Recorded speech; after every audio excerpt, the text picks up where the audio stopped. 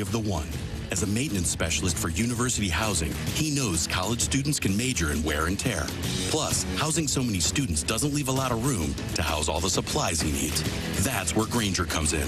With over 1 million industrial-grade products and fast, dependable delivery, Grainger carries the quality products he needs so he doesn't have to. From a new door hinge to a whole new faucet. Call, click Grainger.com, or just stop by. Grainger, for the ones who get it done. A great lawn is like a great sports team. It takes expertise and a little extra care to really stand out. That's where True Green comes in. They're the official lawn care treatment provider of the PGA Tour, so they know a thing or two about keeping grass looking like a fairway. It's more affordable than you think, and they'll even match any competitor's price. Plus, True Green backs it all up with a satisfaction guarantee. Head to TrueGreen.com today. Let the pros do the work while you sit back and enjoy the results. Limited time offer. Restrictions apply. See site for details.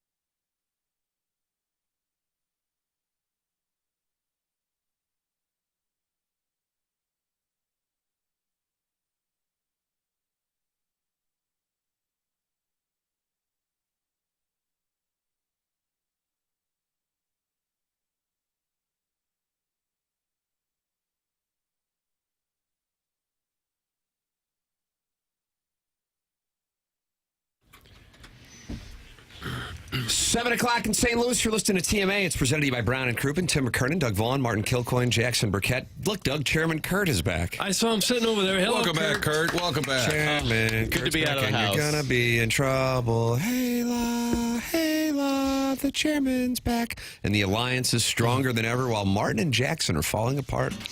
That's been misreported a little bit. We've had our moments, much like a team that comes together. There's going to be some ups and some downs in the room, but we keep it in the room, don't we, Jackie? You're at loggerheads? No. No, the alliance is still strong. Oh. We've had a few hiccups, Tim. Yeah, but we're open with communication. Martin, isn't your wife going to come on board here? And I think she's she's more of Team Jackson than Team Martin. If she had to pick, I would say. Yep, that's what I noticed.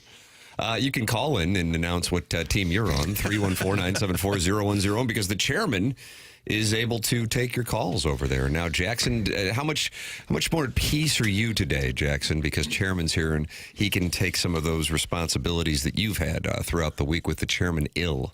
I'm always happy to have the chairman in. It's very helpful. He really makes my life easier. But if he's a situation where he's sick, I'll step up. Situation where I'm sick, he'll step up. It's a real next man up mentality. Wow. I texted KG the other night just to see how he was doing.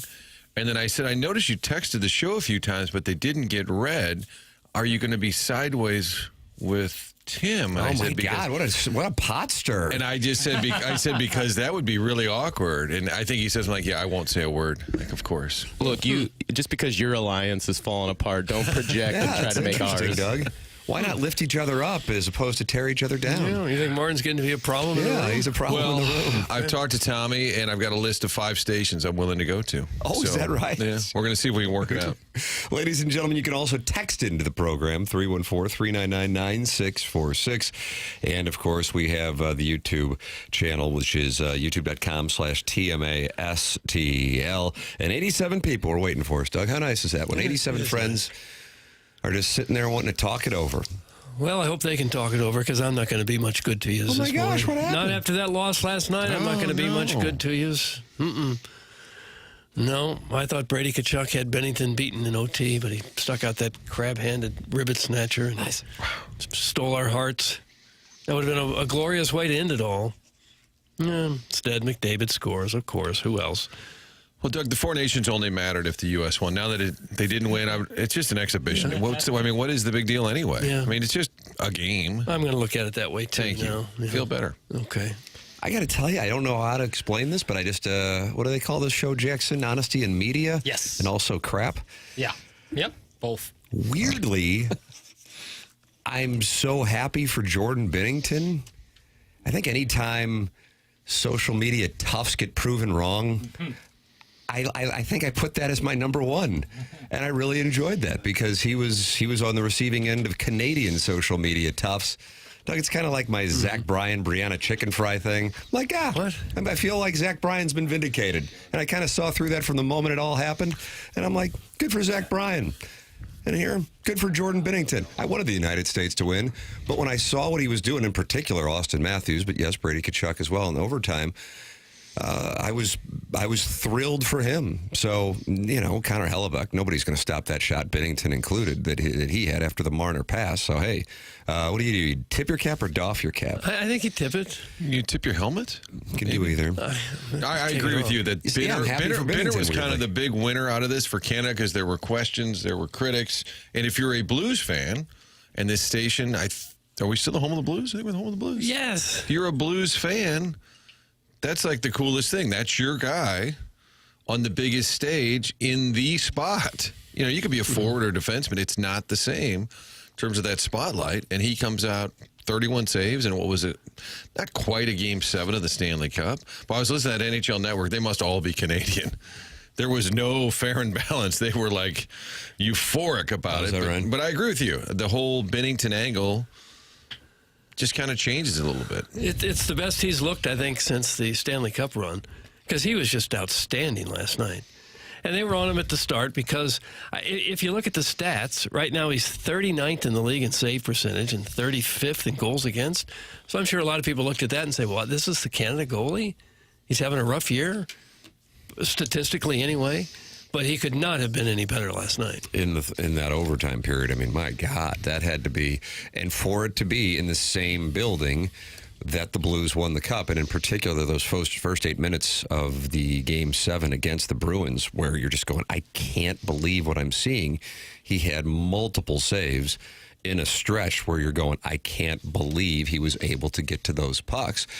And as Ray Ferraro was making the observation on the broadcast, you could sense that wasn't going to be a 2 or 3 overtime situation. There were so many, Doug calls them glorious scoring opportunities, Martin. I do, yeah. that it was just a matter of time. It's just, unfortunately, the United States had about a ratio of 5-1 on the glorious scoring opportunities. Canada's 1 was what won the Four Nations. Isn't Ray Ferraro just outstanding? You call him Chicken Parm? I don't. But that was his nickname. I think he's just great. He was with the Blues in 2002. Well, I don't know the years, Tim. Darren Pang, nobody's got more personality than Darren Pang, but I think Ferraro breaks it down quickly and succinctly. You ever talk to Troy Gloss? I tried a few times. Tried is the operative word. So this is the show, huh? Yeah. I just thought Did his eyes stare right through you, Troy Gloss? Not really. Well, Troy Gloss, yes. Ray Ferraro, not so much. Okay. I just thought he was just outstanding. Not as good as Bennington, but very good in what he did. Great column on The Athletic about Binnington.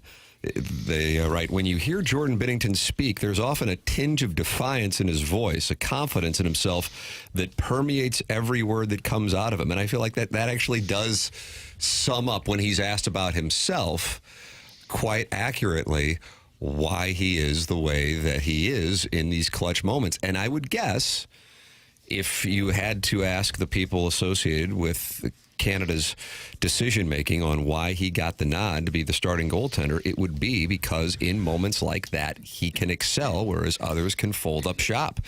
And we've seen it here in St. Louis, and now all of the hockey world got a chance to see it last night. I think in 22, the Blues really thought they could make a run there, and part of it was Binnington. Solely, really. And then he gets run into by Kadri, and that just kind of, and you can't make excuses as a team, but that changed everything, and that was a year I think they were poised for a run. Because of him. Now, with Bennington's stock at perhaps an all-time high. I like where you're going, Jackie Papers. I like where you're going. Stock hadn't been this high since 2019. Team really appearing to go nowhere at the moment. Whoa. Is now the time that you put him on the market? See what you can get? Pretty good. Yeah. Marketing. How about Doug Armstrong? Benner, great job. We did this together. Let's get on that private jet back to St. Louis, and also I traded you. Wouldn't that be unbelievable? Getting off the tarmac. Don't you think you get a lot for him right now? Stock has not been higher in recent months. I would agree with you on that. Ladies and gentlemen, here is the call of Connor McDavid's game-winning, Four Nations winning goal on ESPN. Hit the lever, please, Pale.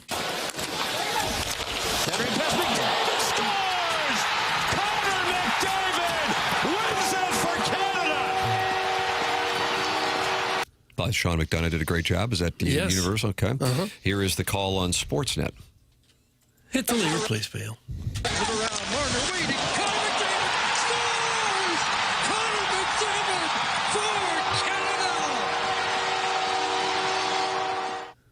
Okay, short little calls. They left him wide open there, right in front of the net. Yeah. Get a body on him! You know, if there's somebody you want to mark, it's 97. Every time he got the puck or McKernan got the puck, I thought, oh, no, here we go. Yeah. They're just so fast. You know what I thought was really fast was Cale Makar. Yeah, he's Cole fast, Kmet. Formerly Cole Kmet. Yeah, he changed his name. I was like, oh, man, I didn't know you could really skate that fast. Yeah. I suppose if you were putting the best players in the world all on the ice at the same time, those three would be on it. Makar, McKernan, and McDavid. McDavid, yeah. Big M's. They'd be three of the six you'd have out there. The more popular MMM? No, I'm just saying those three players, I think, are among the best Sounds in the like world. you're kind of sending like a subliminal message. I'm like not, when you played that Beatles album backwards. Oh, gosh, no.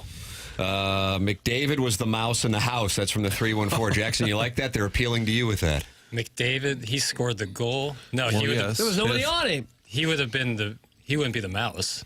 The mouse is the little guy guarding you. Mm-hmm. He wasn't the little guy.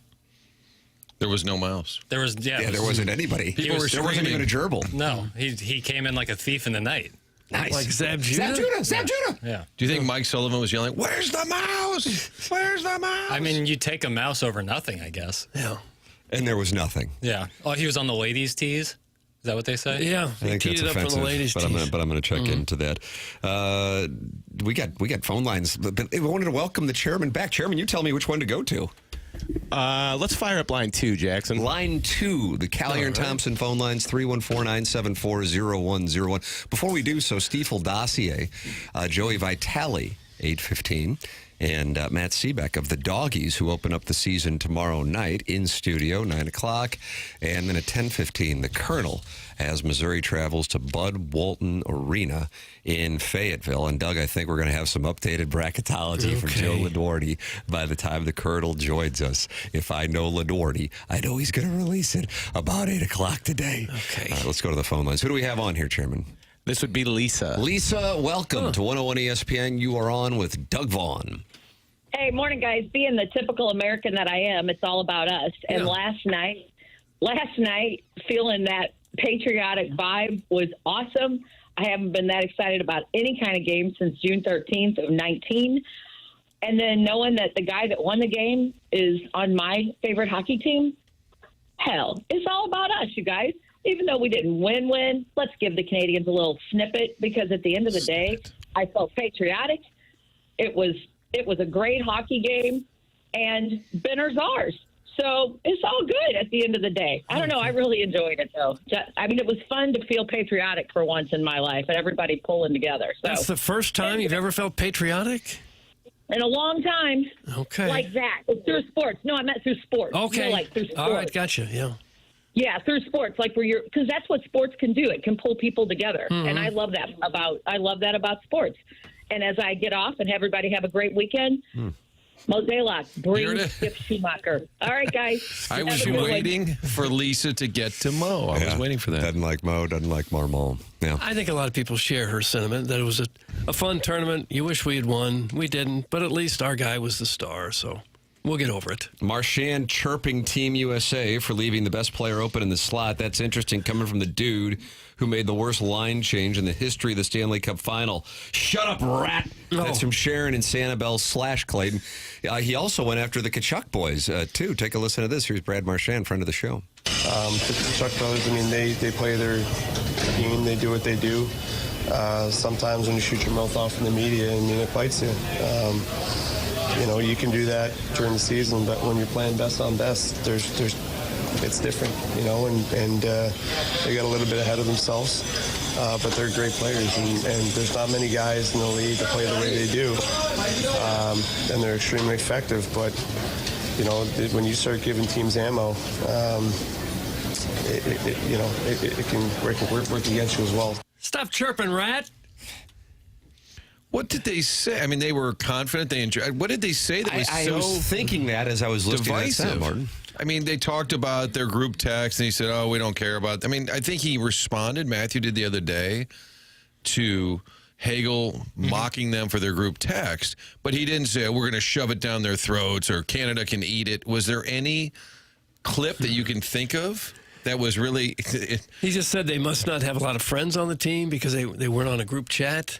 Yeah, well, I think maybe Brady and Matthews post-game presser after the Saturday game, where they were kind of smiling, talking too about happy. the group. Yeah, something like celebrating that. a little too early. Maybe.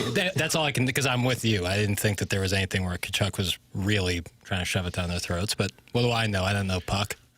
Matthew didn't even play the third period or the overtime. That hurt USA. Yeah, in a big way. They were essentially playing with 10 forwards for the better half of the game. Yeah. But yet they were the ones with the better opportunities, and that's where Jordan Binnington comes into play. I have to tell you, and McDavid said it right after the game, he didn't really play a great game. He obviously had the game-winning goal. So if you're awarding a game MVP, it strikes me as obvious that it was Jordan Binnington. McDavid got the game MVP. McKernan got the Four Nations MVP. I'm not disputing that. But as far as the game MVP goes, I think damn near everybody on that Canadian roster could have converted the opportunity that Mitch Marner gave McDavid. So I know he had the game-winning goal, but the reason why Canada won that game was Jordan Binnington. Yeah, I think so too. He got robbed. So I was surprised that he didn't win it. I mean, in the whole scheme of things, I don't know if it's going to keep me up this evening. Plus, I'm on so many damn sleeping pills and medication. I don't know if it's possible anyway. But I was surprised by it. Tim, you like a good game of What's the Percentage? Yeah, I like What's the Percentage. What's the percentage? We have an open for that, Jackson. What's the percentage of Blues fans? What's the percentage? Oh, my God. What an ad-lib. Yeah. Homemade. That was pretty good. Thank you. What's the percentage of Blues fans that are okay with Binnington being traded? Now, in the moment, you're like, wow, that's our guy. He's back. But in the big picture, would 58. you be that are okay with it? Yes. I'd say less than that because Blues fans tend to be very loyal to their guys. This is a guy who was scorned by saying that Binnington should sit for Hofer. Well, Hofer was playing better than Binnington there for a while. And you saw the reaction. That's I think that's framing it. And I don't blame you for doing so. So you say he's got a little PTSD. I think people now, I think most would be upset if they did, just because they like him. I think there is a recognition that unfortunately has come over the last month that the team is not close, and therefore, if now his stock is at a point where Doug Armstrong can get something for him that he couldn't get, or even be able to move him and he wouldn't have been able to, that they would be on board with that because they realize it isn't happening this year. That's where, again, that's 58%. That's not like a lion's share. What would that be like, Doug? Ace King suited against maybe pocket queens. I guess that's the number, something in that range. 2 years left, $6 million per year. That's what's on his deal. I know they're really high on Hofer. The question is if you're going to kind of unload at the deadline. We're 2 weeks from the deadline, March 7th. We'll have a little clock going somewhere in here just to count it down so we don't forget. 2 weeks away from the deadline. Binnington's certainly a piece. Braden Chen was asked about it the other day. We saw it 2 years ago. It's kind of sad if you're a fan of the Blues that you're in the same position 2 years later, just kind of unloading. USA, USA, USA. Anyone okay with Canada winning against our home country is a loser, regardless of there being Blues on the team. Country over local team. That's from the 314. And all right. I guess the 314 is not happy with Lisa. No. Lisa You're un-American. Oh, Lisa took some shrapnel there. Well, I think if you got what people perceive as a nice return for Binnington, people would be on board with it. But if it looks like you're dumping his salary and not getting a whole lot in return, then I think people would be very upset by it. I'd be fine with it. The window won't reopen while he's under contract. I'd like to watch him play behind a decent defense again, too, for his own good. Also, that Hofer is a dreamboat. That's from Alan Dadeville, and he is attracted to Joel Hofer, and therefore he wants to see him be the starting goaltender. And I don't know how much that'll factor in for Doug Armstrong. Is that a factor? When they're in the room? We'll ask him next time he's on. We got to make a deal here. Well, the guy that's still here would be a dreamboat. But did Al say he found him attractive or he was attracted to him? That's a great point. All he said was that he's a dreamboat. Because with Jackson, a lot of times we need clarification. Yeah. Attractive versus attracted to. I agree with Doug. Tim's cute, but fans aren't rational like him. Anyways, Mr. Martin, how are you? How about those Colts? Combines next week. Keep an eye out for a Jason Kelsey comeback. All roads begin at the Combine, right? Hashtag free perk. That's from Brian Henson, who covers the Colts. Heaven's sakes. That'd be a tough beat covering the Combine. Like, what do you say? Like, look at this 40 time. This guy didn't do the bench press. This guy, they look great in their shorts and skin tight sleeveless shirt. Easy. Wow. Cut that off. They're not covering the dreamboat factor. It's true. I assume Somebody will flash, Doug. Somebody's going to jump up on the charts, and then your whole mock draft that you have updated every couple of days, you're going to have to redo it. I know. Right after the Combine. I know it. By the way, Coach Vermeil, we had an event at the Missouri Athletic Club. I saw your guy, Mark Milton. STLTaxFlare.com. Yes. Wonderful gentleman. Milty. And he said, have we met? And I said, yes. At the Blues Hall of Fame event, I said, you were Doug's date that's a right. year ago. And he said, yes, but he didn't feed me any food. No. So I think he's a little sideways with you because you fed Mark Hanna food this year. Yes, I did. And I went up to him. I said, I'm not guilty. I'm with Milty. Okay. So he knew that. Wherever he went, they would hand him a frosty mug. Like everyone else is just drinking a Mick Ultra or Bud Light or whatever. He always had a frosty mug. He said, I don't know. That's just what they give me. I'm telling you, out of the 400 people there, he's the only one. He's kind of the mayor of the MAC. Yeah, one of the big wigs at the MAC. Yeah. But Coach Vermeil, I thought of this with the Colts. Don't want to get off track. Not on this show. Yeah, not on this show. But Marshall Faulk was sitting next to him, and he said when that deal got done with the Colts, he said John Shaw was frustrated. Jim Mora wouldn't agree on any terms. And Vermeil said, I'm going to get it done. He said, I walked down the hall, called Jim Mora, said, what do you want? Second round? Okay, fifth round. Walked down the hall and told John Shaw, and he said, John Shaw said, you gave up too much. And Vermeil said, BS. He got Falk for a second and a fifth. Wow. I never heard that. I always thought Shaw got it done because Vermeil said we needed to get it done. I picked up the phone and called Jim Mora, and we got it done. I like that. And he walked down the hall, and Shaw said, you gave up too much, Dick. That's too much. Well, who would know more, Vermeil or Shaw? And he got it done. I will say one other sidebar. Andy McCullum played for the Rams for a long time. So when he signed here, going into the 99 season, he'd been in New Orleans. He was so excited, he's going to the airport. He said he stopped somewhere to buy Rams gear. They yelled at him for parking? He said he wanted to bring it back to his kids because he just signed a free agent deal with the Rams. Not as celebrated as Trent Green, or, Timmerman, but he said, this is great. He said he couldn't find any. He asked somebody, where's all the Rams gear? He said they had Cardinals and Blues. And he said the woman said, oh, they suck. We don't sell any Rams gear. Oh, no. And he had just signed with the team. A little deflating. Shot at Tony Bank out of nowhere. Ladies and gentlemen, if you are in the market for jewelry, I would like to recommend a new sponsor here on TMA, and that's Moritz Reusch. And you're sitting there going, I want to spell that. I don't know how to. No problem, Doug. Here's where you go. Okay. NinjaBling.com. That's NinjaBling.com. They are located on the 15th floor of the Tower Building across from the Galleria at 1034 South Brentwood Boulevard. Got a chance to go in there last month and meet the family, and I recommend wholeheartedly the private sales experience you have at Moritz Reusch. They have been doing it for decades, passionate about it. And one of the things I think for all of us when we go jewelry shopping, number one, we don't know what we're doing. Number two, we don't know what to get. Number three, we go in with a budget and somehow, like, oh, you're going to spend this? How about spending this? That's not the way it works. It's a private sales experience without somebody hovering above you when you go jewelry shopping. It's Moritz Reusch, NinjaBling.com, and they are in the tower right across from the Galleria at 1034 South Brentwood Boulevard. They're going to work within your budget. No twinkle lights to make things look better than they actually are. Check them out on Facebook and Instagram. It's ninjabling.com. Moritz Reusch on the 15th floor of the tower right across from the Galleria, 1034 South Brentwood Boulevard. You are welcome to get involved on the program by calling in 314-974-0101, Callier and Thompson phone lines. You can also text in at 314-399-9646 and email in for our Design, Air, Heating, and Cooling email of the day, the morning after at InsideSTL.com. Only a week of shows left in the month of February. Buck Swope does lead with 4 wins. JV Golf Coach has 3. The YouTube chat has 2.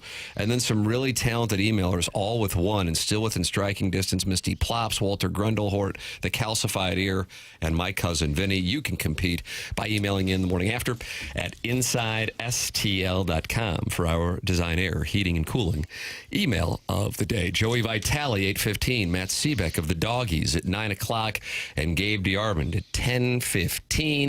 That's all coming your way on the Stiefel Dossier. This is the Morning After, presented to you by Brown and Crouppen on 101 ESPN and the TMA STL YouTube channel.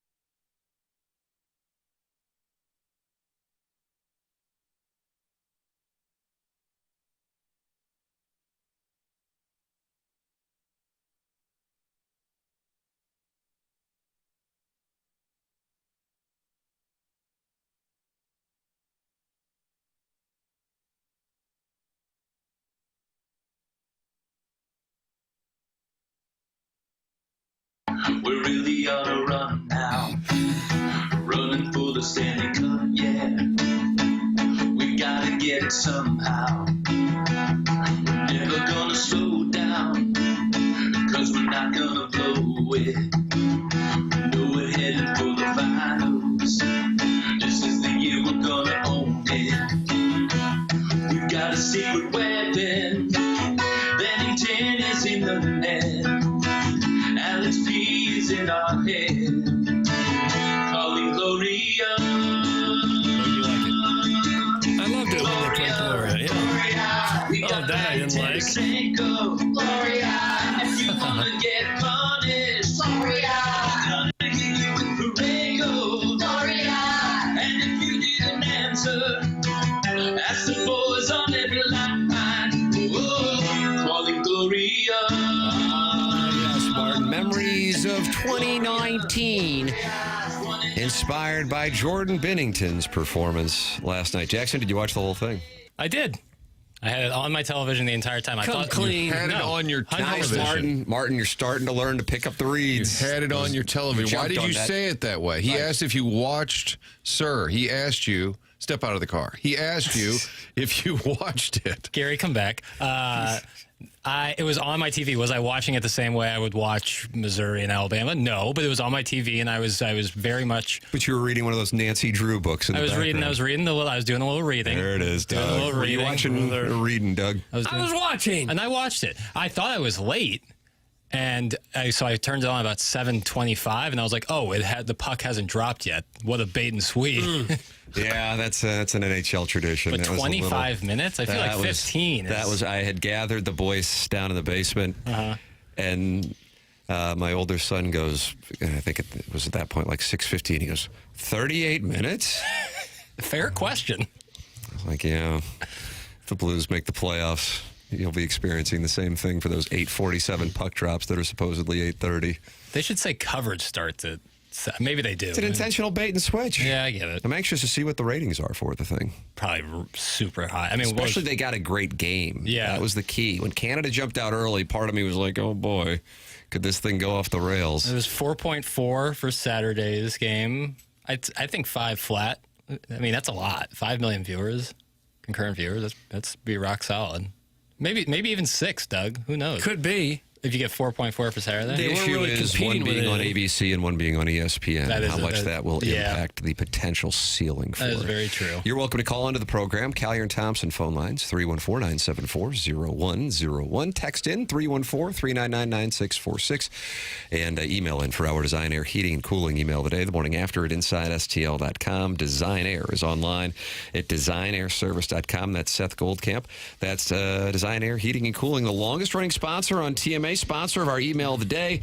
And Doug, I know it's brutal right now because it's 7 degrees out in St. Louis and we got a high of 30, but here's where I'm going to start to get you fired up. Right. Now tomorrow we get to 39, and on Sunday 52, nice. And on Monday 62. Sweet and I action. think all the snow in the area goes away, and I'd like to think we won't see snow again until sometime in December. That's what I'm hoping for. Let's hope not. We just got, an inch, and it shut down the city for 2 days? Well, Doug, on Monday with all the melting, maybe late starts because I have an abundance of caution. You have a late start Monday just with all the melting. Yeah. Be safe. Yeah. We're going to delay the start of schools on Monday. When I'm it's just 60 throwing degrees. it out there. It's an option. If you do run into problems with your heating system, DesignAirService.com. It's all you need to know. DesignAirService.com, and they are out there super fast. And don't worry, you're going, oh, they're going to tell me something's wrong. It's not wrong. That's not the way they operate. They earn your trust in your business for the long term by not upselling. Seth is 4th generation. Martin's a client. Doug's a client. I'm a client. It's Design Air Heating and Cooling online at DesignAirService.com. This morning from Jon Heyman in the New York Post. Despite not having a clear-cut third baseman, the Yankees continue to have no interest in Nolan Arenado as they see him as being on the decline. They also have no money left. That's just the end of the sentence. That's probably more important. That's just the end of the sentence. The Yankees have no money left. That's right. And he has $74 million to go over 3 years. Loving Jazz Chisholm's personality in Yankees camp. I asked if he's the fastest guy in the Yankees, and he responded, "Nobody here beats me. Nobody should feel insulted either." Jazz added that he beat Ellie De La Cruz in shorter distances, too. He wasn't sure about Bobby Witt Jr., though. So that is the mindset in New York, that there is no interest in Nolan Arenado from the Yankees, even though it sounded like Paul Goldschmidt was making a campaign. And I may or may not have Venmoed him some money to try to get him to get Arenado to New York to avoid me losing $250 to the listeners with whom I bet. And Doug, as you know, I'm going to take out a fourth mortgage to pay that wager off. Jackson, were you raising your hand or were you just waving at Doug? Fourth mortgage. I was fourth mortgage. You're playing along. Okay. Yeah.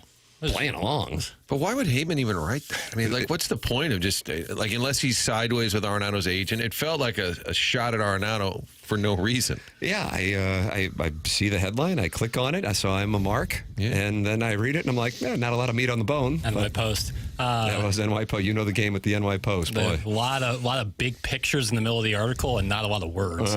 Do you really buy that the Yankees are, quote-unquote, out of money? Like, not willing to spend more is one thing, but like they clearly have a ton of money. They have, I think, the highest revenue of last year, more so than the Dodgers.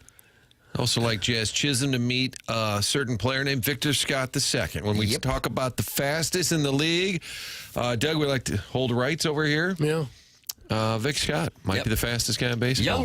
Youngry birds. He told us he thought he was the fastest guy. That's right. Now, how about this? Were you guys aware of this? And I'm asking this sincerely because I was completely unaware.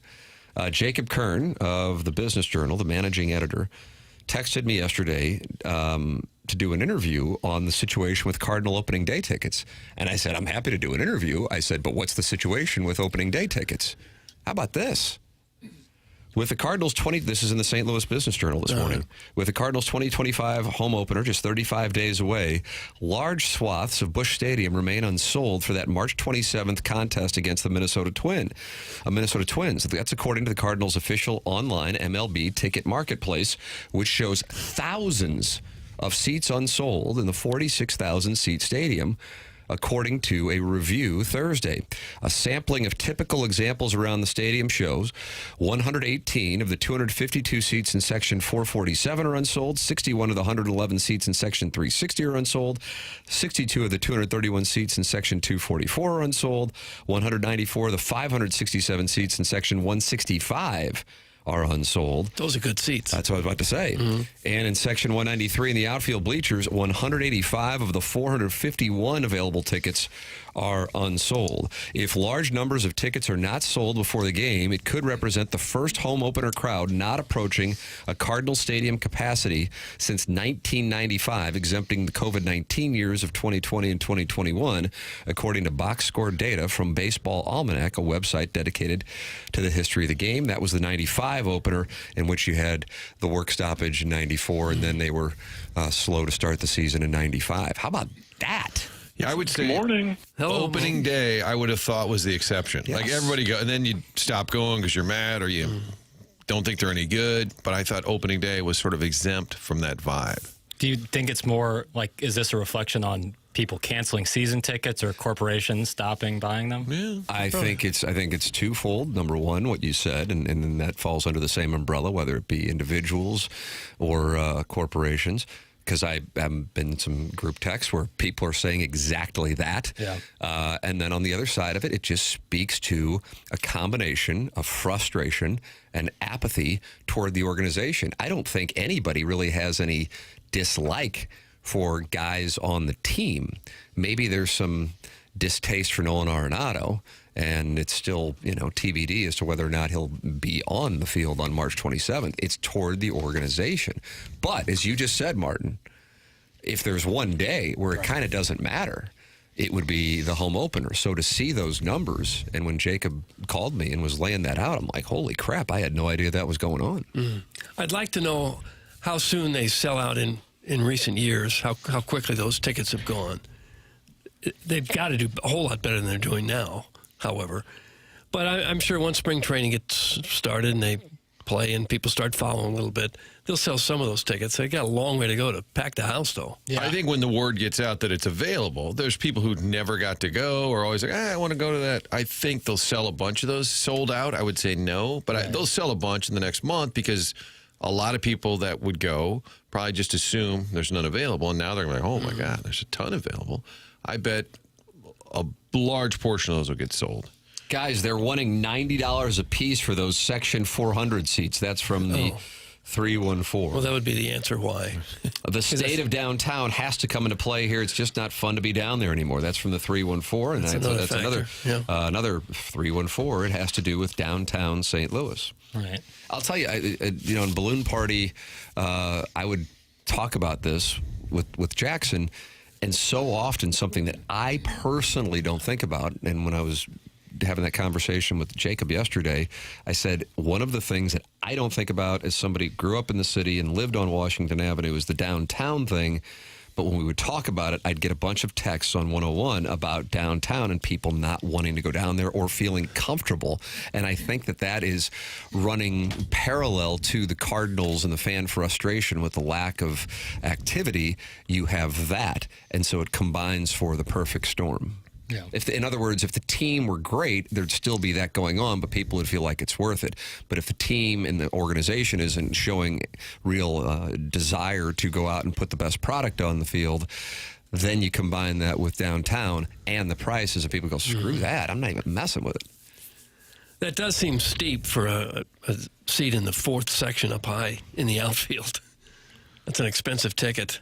You go with a family of four, you're going to drop $500 before the day's over. I saw Bears fans were irate yesterday because the Bears just increased ticket prices by 10%. They said, how about acknowledging you've been just horrible? But it's the NFL. They can do no wrong. I'm sure those tickets will sell. Our January Design Air Heating and Cooling email of the month winner, the self-made stay-at-home Laduma. I'm kind of speaking to the central corridor here, so obviously money isn't an issue there. Right. She has a great monogramming business. They're really up year over year in the first quarter. Arenado is about to get the Grand Hoosier standing O on opening day, all because management couldn't find a team to trade him to. Some Wentzville with his chicken leg and helmet nacho thinking Arenado really chose this hellhole over any other city. That's from the self-made stay-at-home Ladue mom, who is not on board with a standing ovation for Nolan Arenado. The Grand Hoosier standing ovation? That's what they call it in Ladue. Jackson, have you ever heard that term when you went to Ladue? Who else would fall into the Grand Hoosier standing ovation category? Usually a small white middle infielder who hits about 210. Like when they brought back Matt Carpenter, would that be a prime example? No, he was better than that. He was a three-time All-Star here. And he had a delicious salsa. Yeah, Nolan Arenado is like Gold Glover king. But it's a different situation. I think if it's a player, it's kind of a bit player type. Comes back 2 years later. You call that the Grand Hoosier? What does that mean? Why is that makes it the Grand Hoosier? So like Aaron Miles? I guess maybe someone who doesn't. Bo hard worker. For like the 10th team he played for? So the Grand Hoosier is more about the level of player that they're giving the standing, I think, right? But I wouldn't feel like Arenado would fall into that.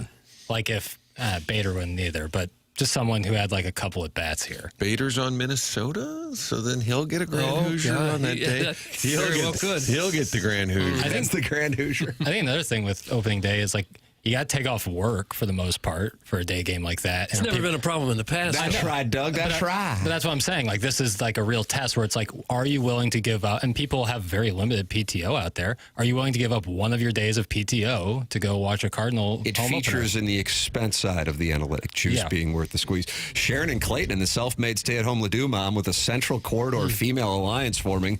Right on, Ladue mom. Perfectly said. That's Sharon and Sanibel / Clayton. So man, she's been in Sanibel a long, long time. It's got to be 3 or 4 months at this point. And you think she's going to make 6 months? Check in. Yeah, she's snowbirding, Doug. I guess. You get 6 months in a day, then you can claim Florida as a permanent residence and not pay state taxes. And I wonder if the ovation or the cheers for Arenado, because I don't think it's universal. Like people are, supporting his cause, knowing that he kind of wanted to get out of here. But I think they're so anti-Mo, anti-Cardinals that we're with you. You want it out, we respect that. It's kind of a weird vibe. like we all want out. Yeah, I think they would support his cause more than the player and his recent results. They just be like, yeah, you wanted to get out of here, we get it, man. We're ticked off too. It's a weird vibe. Yeah. And it's hard probably to get people to buy tickets to go down and be mad about something. Right, but you ever do that where you spend a lot of money for a ticket so you can go and boo? I would never do that. No. I go to be happy, to enjoy it. Right. To have a fun day, not to be mad. And I still like it's opening day though. Like I feel like it's almost like outside of baseball. Like the baseball game's going on, but it's more like Groundhog Day for St. Louis. It's like what a great day Groundhog Day is. Doug. Like winter is ending. It's about to get warmer in St. Louis. You know, come on down. Everyone gather around. It's like Mardi Gras. So this is Punxsutawney? Yeah, It's like a city Ned holiday. Ryerson. Opening day here is like a city holiday. Exactly. We've always said that. Exactly. Should be. Hasn't it been offered up? Oh, that should be a universal day off. That's in St. right. Louis. It's been talked about before. Now everybody will take the day off, kind of like kids being off school and not studying. Everybody, I'll take the day off and not go to the game. I'm going to go Grand Hoosier ticket package. Yeah, I'm the gonna see if that's self-made available. stay-at-home Laduma Martin is now explaining the qualifications for it. Ooh, here she is. The qualifications for a Grand Hoosier Standing O is the person giving the Standing O has, number 1, a beer in hand, number 2, some sort of fried protein in hand or dangling from mouth, number 3, no sleeves on shirt, number 4, lots of denim, and number 5, no ride home from the park, headed straight to BPV. So those are the qualifications for the Grand Hoosier Standing O. Fried protein. Cellulite on cellulite, brother. Oh. I know some people who would fit that exact description. You going after Sweet Sweet Kai? No, Sweet Kai is in great shape. But I know some folks who would fit that description, but I don't know if they're Grand Hoosiers. Do you have to reach a certain level of Hoosierdom before you're considered grand? I guess you have to have the fried protein dangling from your mouth. Yeah, dangling. I think it's a bit like art. You know it when you see it. Yeah. Right? Is that just a chicken tender? Would that be just fried protein? That would fall under the umbrella, I believe. Not a lot of other. Name another fried protein. Chicken fried steak. Nice. Yeah. Fried chicken. Battered sausage. Bacon. There you go. Mm-hmm. That's not deep fried, but still fried They sell nonetheless. bacon at Busch Stadium? Boy, that'd be a big hit. Like if they just sold like a side of bacon. Yeah, if they had like a rasher. One concession stand that sold strictly lard products. Bacon. Like it would just come in like one of those little like boats you get popcorn in, and you just sit there and eat 8 strips of bacon. I bring pocket bacon to Busch Stadium. Yeah, Pocket bacon. No, what is that? It's exactly what it sounds like. That. He just shoves a bacon I fry in it at your home. Pockets are just soaked Put it in my grease. cargo shorts and bring it into the stadium. Because you just couldn't make it through 9 innings without some bacon. I respect that. That's a Grand Hoosier move. I respect that. Martin, you've got an event coming up. Would you like to tell the people about it? Can't wait. March 15th, so we're about a month out. It's going to be at the Frontenac Hilton. It's raising money for our veterans. I'll tell you what, Marshall Faulk was on the dais last night talking about the Rams' 25th year reunion. He was unbelievable. He gets that mic. He turns it on. He'll be with us helping raise money for the veterans. That is March 15th. Jackie Smith, Marshall Faulk, football conversation I'll be hosting. I'll be on my best behavior that night. It's a nice, classy event, and it's put on by the folks down in Perryville who also run the Missouri National Veterans Memorial. They built the replica Vietnam Wall. It's a spectacular place down in Perryville. But once a year, they have an event in St. Louis, fundraising for our veterans and all veterans causes. It's March 15th, Frontenac Hilton. Stop by, get a table. If you're a business owner, bring a group. It's 573. That's the area code. You have to call for tickets, 573. And then it's 517-5132. Willie McGee, Steve Carlton, 517-5132, 573 area code. March 15th, Saturday night at the Frontenac Hilton. Marshall Faulk, Jackie Smith, talking football and also raising money to help our veterans. This is the Morning After. We are on 101 ESPN and TMA STL YouTube channel, where I'm a bad boy and I'm testing things as talking to John Scores and other friends who have gathered 250 folks at youtube.com/TMA STL. You can subscribe to the page and talk it over anytime you would like. We have on our Stiefel dossier today, Joey Vitale coming up in about 25 minutes on the Four Nations final last night between Team USA and Team Canada. We also have Matt Seebeck of CIty SC in studio coming up at 9 o'clock, and the Colonel, Gabriel P. DeArmond, with us at 10:15. And then the Design, Air, Heating, and Cooling email of the day, plus Doug is hitting refresh on ESPN over and over again because Joe Lunardi is about to drop his bracketology to find out where Missouri is playing and who they're playing. Somewhere different than last week, no doubt. 4 seed, coming hot. Yep. I think that's what he's going to say. When it's all said and done, I think they're a 3 seed. This game on Saturday is going to be a major part of that, I think.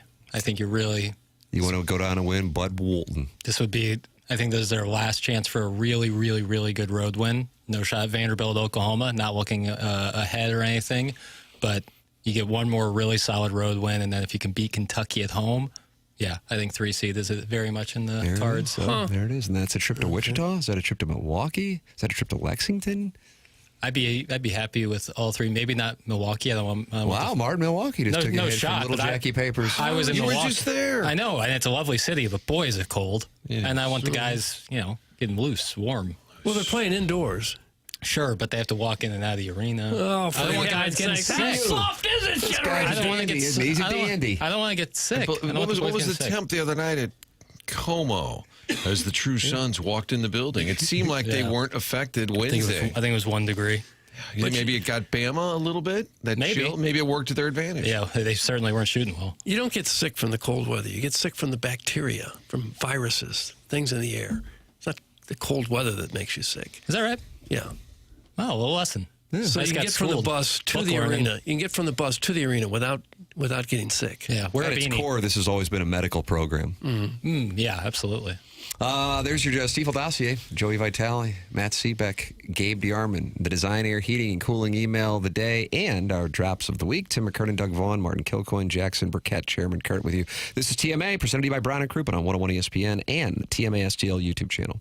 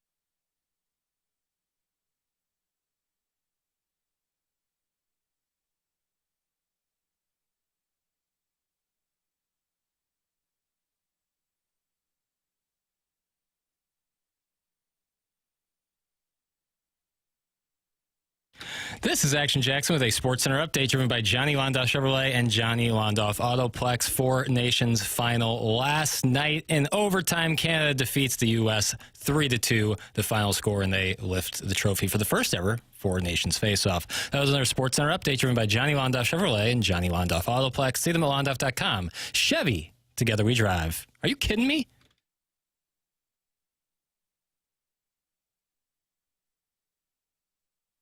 Cardinal fans, we've cracked. Nice. Sell some tickets.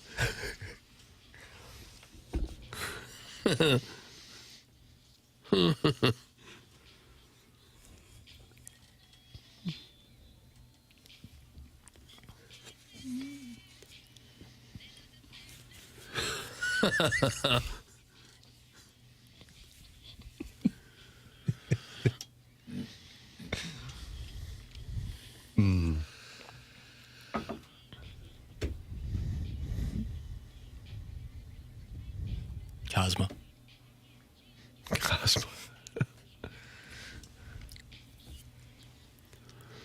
Wow.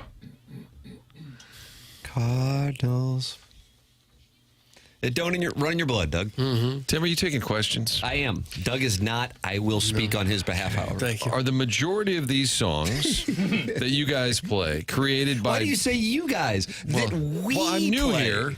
When I finished in Heyman are done onboarding, I'll be part of the team, but I'm still 2027 I'm still new here, unavailable for media until the fall. But are the people creating these songs musicians? Or are these people who like sell insurance and then at lunchtime get a beatbox going? Like, do you think, and I'm being serious, do you think the majority of them are professionals? Are they, it used to be like radio hosts would crank them out.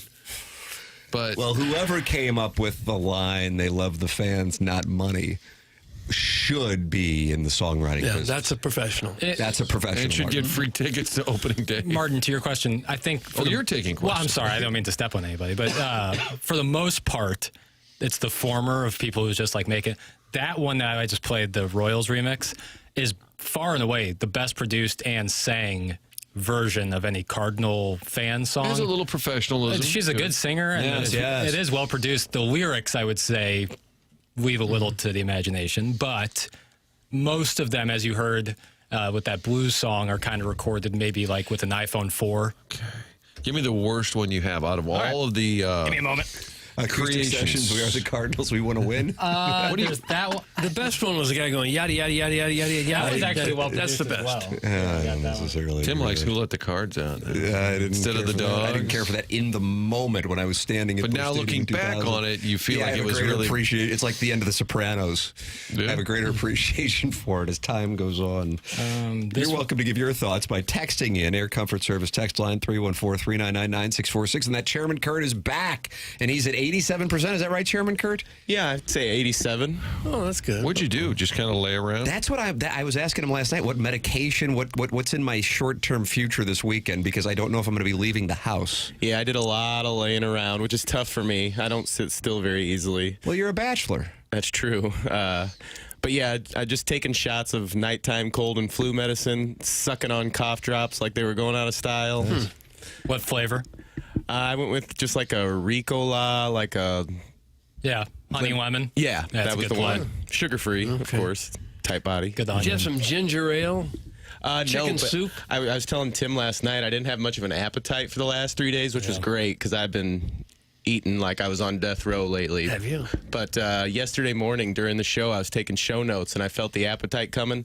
And like the fat kid I am, I had McDonald's breakfast DoorDashed right to my front door. Oh God! How did that feel? What was the low point after you were done eating it? When you actually hit submit to make the order? When did you have the most self-loathing for DoorDashing McDonald's? I would say as I was licking the remnants of the chicken biscuit off of my fingers. Oh, wow, chicken biscuit. Was it cold by the time it got to your house? No.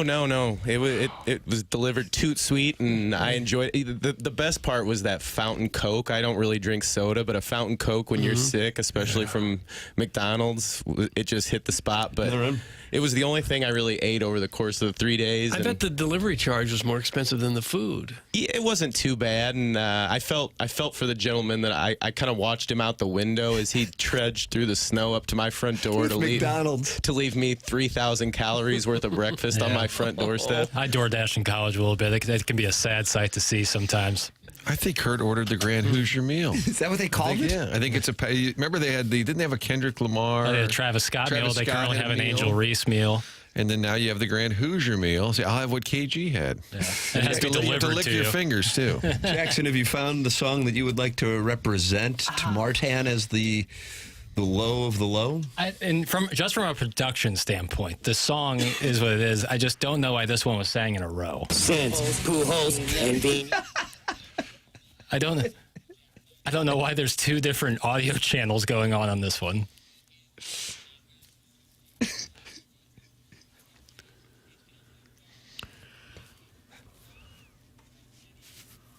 A little bit of production right there. The guitar solo is nice. It is nice. Now this guy in the background's like, okay, John, it's time to go back to your room now. Feels maybe that was created in an institution during a break in the day.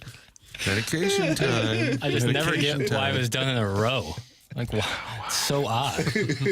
Production. It's production. We talk about the Free Dotem song, the Master song, where Andy Hanselman couldn't hear the music when he was singing. You know, that's one thing. I understand that. He still has a great voice. Why that was done with two different audio channels, I'll never know. But it's one of my favorites. So I think that's the answer there. Okay. It was pretty bad. Jackson, you have this story for the audience. We talked about it on Andrew Marchand's podcast, which I was listening to, that ESPN was most likely going to opt out of their MLB deal. Yesterday, Martin, they, quote, mutually opted out. Now, the way the story is told is Rob Manfred received the notification from ESPN that they were opting out yesterday morning, and then later in the day he also announced that they were opting out, which is kind of like a breakup in which the girl says, I'm no longer going to be dating you, and then you say, all right, well then I'm no longer going to be dating you. When it was all said and done, ESPN was the one that put the bullet in the brain of Major League Baseball and put an end to that. And in doing so, that's $550 million annually that the 30 MLB teams split up. This will be the last year of MLB on ESPN. It's kind of like going to your boss and say, I quit, and they yell, no, you're fired. Like it's the same outcome. Well, there are so many platforms now. I'm sure they'll land somewhere else. Whether they'll get that kind of money again remains to be seen. Manfred kind of passive-aggressively took a shot at ESPN. Quote, we do not think it's beneficial for us to accept a smaller deal to remain on a shrinking platform. Well, that'll be the last time they get on ESPN. Well, it was pointed out when they had those playoff games, it might have been 2022, like their morning show was all like football, and it was like, and don't forget tonight, we've got baseball. Is that Greeny right there? It might have been Greeny saying we also have a baseball game. Yeah, someone was tracking it where like it was like a combined like 8 minutes of coverage when they had a major game on that night. Yeah, and if I'm MLB, I'm like, really? You're the host network, and you can't get away from a mini camp or wearing an Aaron Rodgers jersey for 2 minutes? They got rid of Baseball Tonight years ago. I think there's enough interest now with the Amazon and Netflix just looking to get in the game that maybe he's right. Maybe they can get more. I don't know. Walking away from a 7-year deal. So basically, could MLB have held them to it and said, you signed a 7-year deal, you can't walk away? But there were opt-out clauses for both parties, so that was the I see MLB gets $729 million from Fox, $470 million from Turner Sports per year. What does Turner get out of that? Under deals that expire after the They get some 20 playoff vehicle. Yeah. So they can promote the new big show. Every year there's a comedian you've never heard of that gets a show on TNT, and they just pimp it the entire postseason. And Tim, we've talked about ESPN just absolutely not covering baseball at all on Balloon Party for like the last couple of years. It's NBA and it's NFL and recently college football, and that is it. Yeah. I'm sure they will be breaking down Four Nations, and Mad Dog will be mispronouncing some names today. Yeah. And then they will go back to, I would guess, the Combine, the weekend that was in the NBA. And that'll be the focal point for next week. Yeah, it's kind of been and I don't mean to be crass, but it's kind of been a sexless marriage for the last 4 or 5 years. Sexless marriage, ESPN and baseball. Way to describe that. It's the writing was on the wall, I would say. This should come of no surprise if you've watched a lot of ESPN or a lot of baseball. But did chicken egg? Did ESPN not talk about baseball because their audience didn't want it? Or did the audience kind of get mad at ESPN? Well, you never talk about, like, what started that disconnect? My guess, and this is 100% a guess, is ESPN's like $550 million for this. No thanks. Not worth it. Right. That's it. That's where it stops and starts. Right. And if you think that even covering it is going to take away your viewership, then that's like the proof's in the pudding. Yeah. And when you say covering it, you mean stories on SportsCenter or the you want Stephen A. Smith to give host? Takes? I mean, if you are MLB and you have this big deal and you have Sunday Night Baseball and they're just not talking about it at all on whether it's First Take or any of the other panel shows or the 6 shows Orlovsky's on, like, you're kind of like, you're probably pretty salty. You're probably like, well, what? And you're not like promoting it all that well. I get it. Maybe they need the money to sign Orlovsky. Think about that, Jackson. You didn't think about that, did you? All marriages are sexless, Jackson. You'll find out soon enough. That's from Flip Wilson. Manupal Eligible says the term sexless marriage is redundant. The 314 says, so it's like your relationship. Funny. Why are all our listeners so unhappy with their wives? Clip that off. Because, well, they're all men. Right. No, Except we have for a one lot. or two. Yeah. One or Self-made two. stay-at-home Laduma. Right. Sharon and Clayton and self-made. I doubt the that- self-made stay-at-home mom is a guy. It's a dude. It's a pipe fitter from Spanish Lake. There's a texter name. Pipe fitter from Spanish Lake. I think if you go through the stay-at-home Laduma, like the body of work text, it feels like it would be a man's work. It doesn't just feel like it. It is. It's okay. Boy, that's a serious charge. Yes. You may want to retain counsel. Call into the program. Chairman Kurt is back to take your phone calls. 314-974-0101. Email in for the Design, Air, Heating, and Cooling email today, the morning after, at InsideSTL.com. Buck Swope, your leader, but it is quite competitive this month, the morning after at InsideSTL.com. That comes your way at approximately 10:50. The Stiefel dossier, Joey Vitale, is going to be joining us in the next segment on the Four Nations final, and the Blues beginning the final stretch of games tomorrow night at home against the Jets. Pregame here on 101 ESPN, 5 p.m. puck drop at 6 p.m. Matt Seebeck of CIty SC in the Doggies going to be in at 9 o'clock, and then the Colonel with us at 10:15. Plus the drops of the week. There is your Stiefel dossier on TMA. Doug, could you tell people about Stiefel, because they are on board? They didn't want to sponsor the cute corner where I reside. No, well, maybe later, but they are the new sponsor of the dossier, one of the new sponsors on the show, and we're very proud and happy to have them on board. It is Stiefel. It's not Stiefel or Stuffle. It is Stiefel. Fantastic St. Louis company. Been around since 1890, still headquartered downtown today. Stiefel proud to have called St. Louis home for 135 years now with financial advisors and 12 offices across the region. Stiefel helps clients right here in St. Louis and nationwide manage their hard-earned wealth. Stiefel also provides banking, lending, and trust services and has a full-service investment bank. Basically, when it comes to finance, Stiefel has you covered, and they're one of the fastest-growing wealth management firms in the world now. Their tagline is, where success meets success, so it's no wonder they have decided to partner with this here program, where success meets success. They're also a partner with the St. Louis Cardinals. They sponsor the Blues. They have the Stiefel Charity Classic now, and they sponsor Stiefel Theater. Stiefel honored to support our city, our people, and our future. Stiefel Nicholas and Company, Incorporated, member SIPC and NYSE. Ladies and gentlemen, Stiefel, sponsor of the dossier, and on that dossier, Joey Vitale joining us coming up here in the Fisher Window and Door Store 8 o'clock hour. You are always welcome to participate. YouTube.com/TMASTL is where you can talk with Danny Pintaro and John Scores, who are in there and talking it over as we speak. YouTube.com/TMASTL, and you can live stream it on the 101 ESPN app and the TMASTL app. They're two different apps. Download them both. Yeah. Those are brought to you by Dobbs Tire and Auto Centers. Tim McKernan, Doug Vaughn, Martin Kilcoyne, Jackson Burkett, Chairman Kurt with you. This is the Morning After, presented to you by Brown and Crouppen on 101 ESPN and the TMASTL YouTube channel.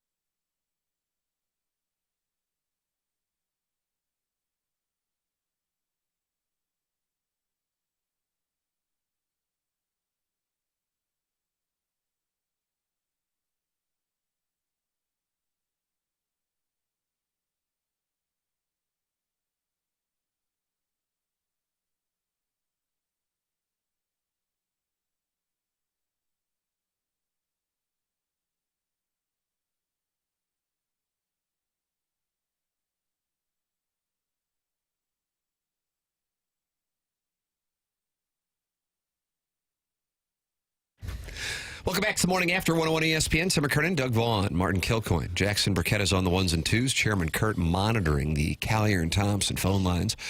And it is our pleasure to welcome to those very phone lines friend of the show, Joey Vitale. Morning, Joey. Hey, morning, boys. Tim, Doug, Martin, Jackson, Colonel, everybody. Good morning this morning. Gabe DeArmond. How about that? How about it? Look at this guy. He's working his way around the dais. Sure is. All right, Nice. initial reactions as you were watching things last night. What'd you think? Initial reactions. Well, I got up to go to the bathroom for my very first time, and I saw the results. I fell asleep before the first period was over. I'm just going to be completely honest with you. Oh, my God. Now, if Jackson said that, we would attack him. You can attack me all you want. What was going on? I mean, it was like 7:50 when you fell asleep. What the hell? What were you doing?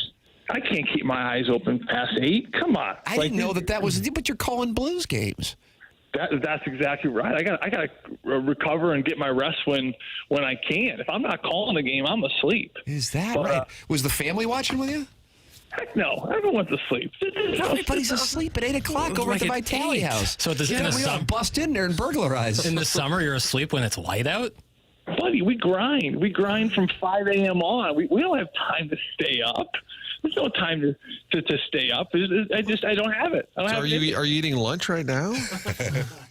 Pretty close. We eat dinner around 4. But no, I got up to go to the restroom, and I got up in the middle of the night, go to the bathroom, saw the result, watched a little of the recap. You know what? I was happy. I was happy that it was a good game. You know, as a sports fan, you're looking at what happened in the Super Bowl, and you just want to avoid that. You know, this game was about growing the game of hockey, and I think they did it. I think they did it before the championship game even happened. I think they grabbed fans who haven't even heard of this sport, whether it be the emotions of their previous game with Canada and the fights. But then this game, of course, it lived up to the hype. Overtime, best player in the world, sealed the deal. The goaltender, of course, Jordan Binnington, which what a heck of a call by Canada to stick with him the whole way. There were some murmurs and things that maybe you move away from him there for a little bit and see if someone else can kind of take over that net. But they stuck with him, and good on them because he went back into a building where he's had a lot of success. He came up absolutely huge in overtime, and congratulations to Canada. But overall, as a hockey fan, just super excited about the whole tournament. Hockey is the big winner. Just hockey. Big hockey, the big winner. Tim, I had the over. Yeah. Over cashes. Sid Crosby wins again. How about that? Well, did you see his face? I mean, I did look at the recap there, and I saw they did a little bit of the stuff before the game was over, before the game started, excuse me. And they had him on the bench. He didn't start, but he was sitting on the bench, and you just see it in his eyes. I mean, you see it right in his eyes that he wasn't going to be denied in this game. And you know, there's something special about winners. You know, I go back to a conversation I had with him last year. We did a really cool Zoom, about 20, 30-minute interview. We did it for Bally Sports at the time. It was aired during the Penguins-Blues game. And I just asked him, and I said, hey, like, you know, you've won 3 cups. You got a World Junior. You got an Olympic gold. And now throw 4 nations in the mix here. He didn't have that at the time, but he had pretty much everything. And at the time last season when I was talking to him, he was top 5 in the league in scoring. He wasn't slowing down. And I asked him, I just said, hey, like, what gets you out of bed in the morning? What motivates you to keep pushing? You've already done everything. You got more money than anyone needs. You got more trophies and awards than anyone needs. And he just kind of sat there for a minute, and it was a kind of a goosebump moment. He just said, Joe, at the end of the day, I just want to win. I just want to win. And you know what? He has done it all, but it's still not good enough. And that's what makes the greats great. They just are never satisfied. And you can see it in his eye before the game started. He's a winner. He's going to figure out a way to get it done. He's going to figure out a way to lead the troops. He got a lot of support, but he is, to me, the greatest leader in the sport of hockey.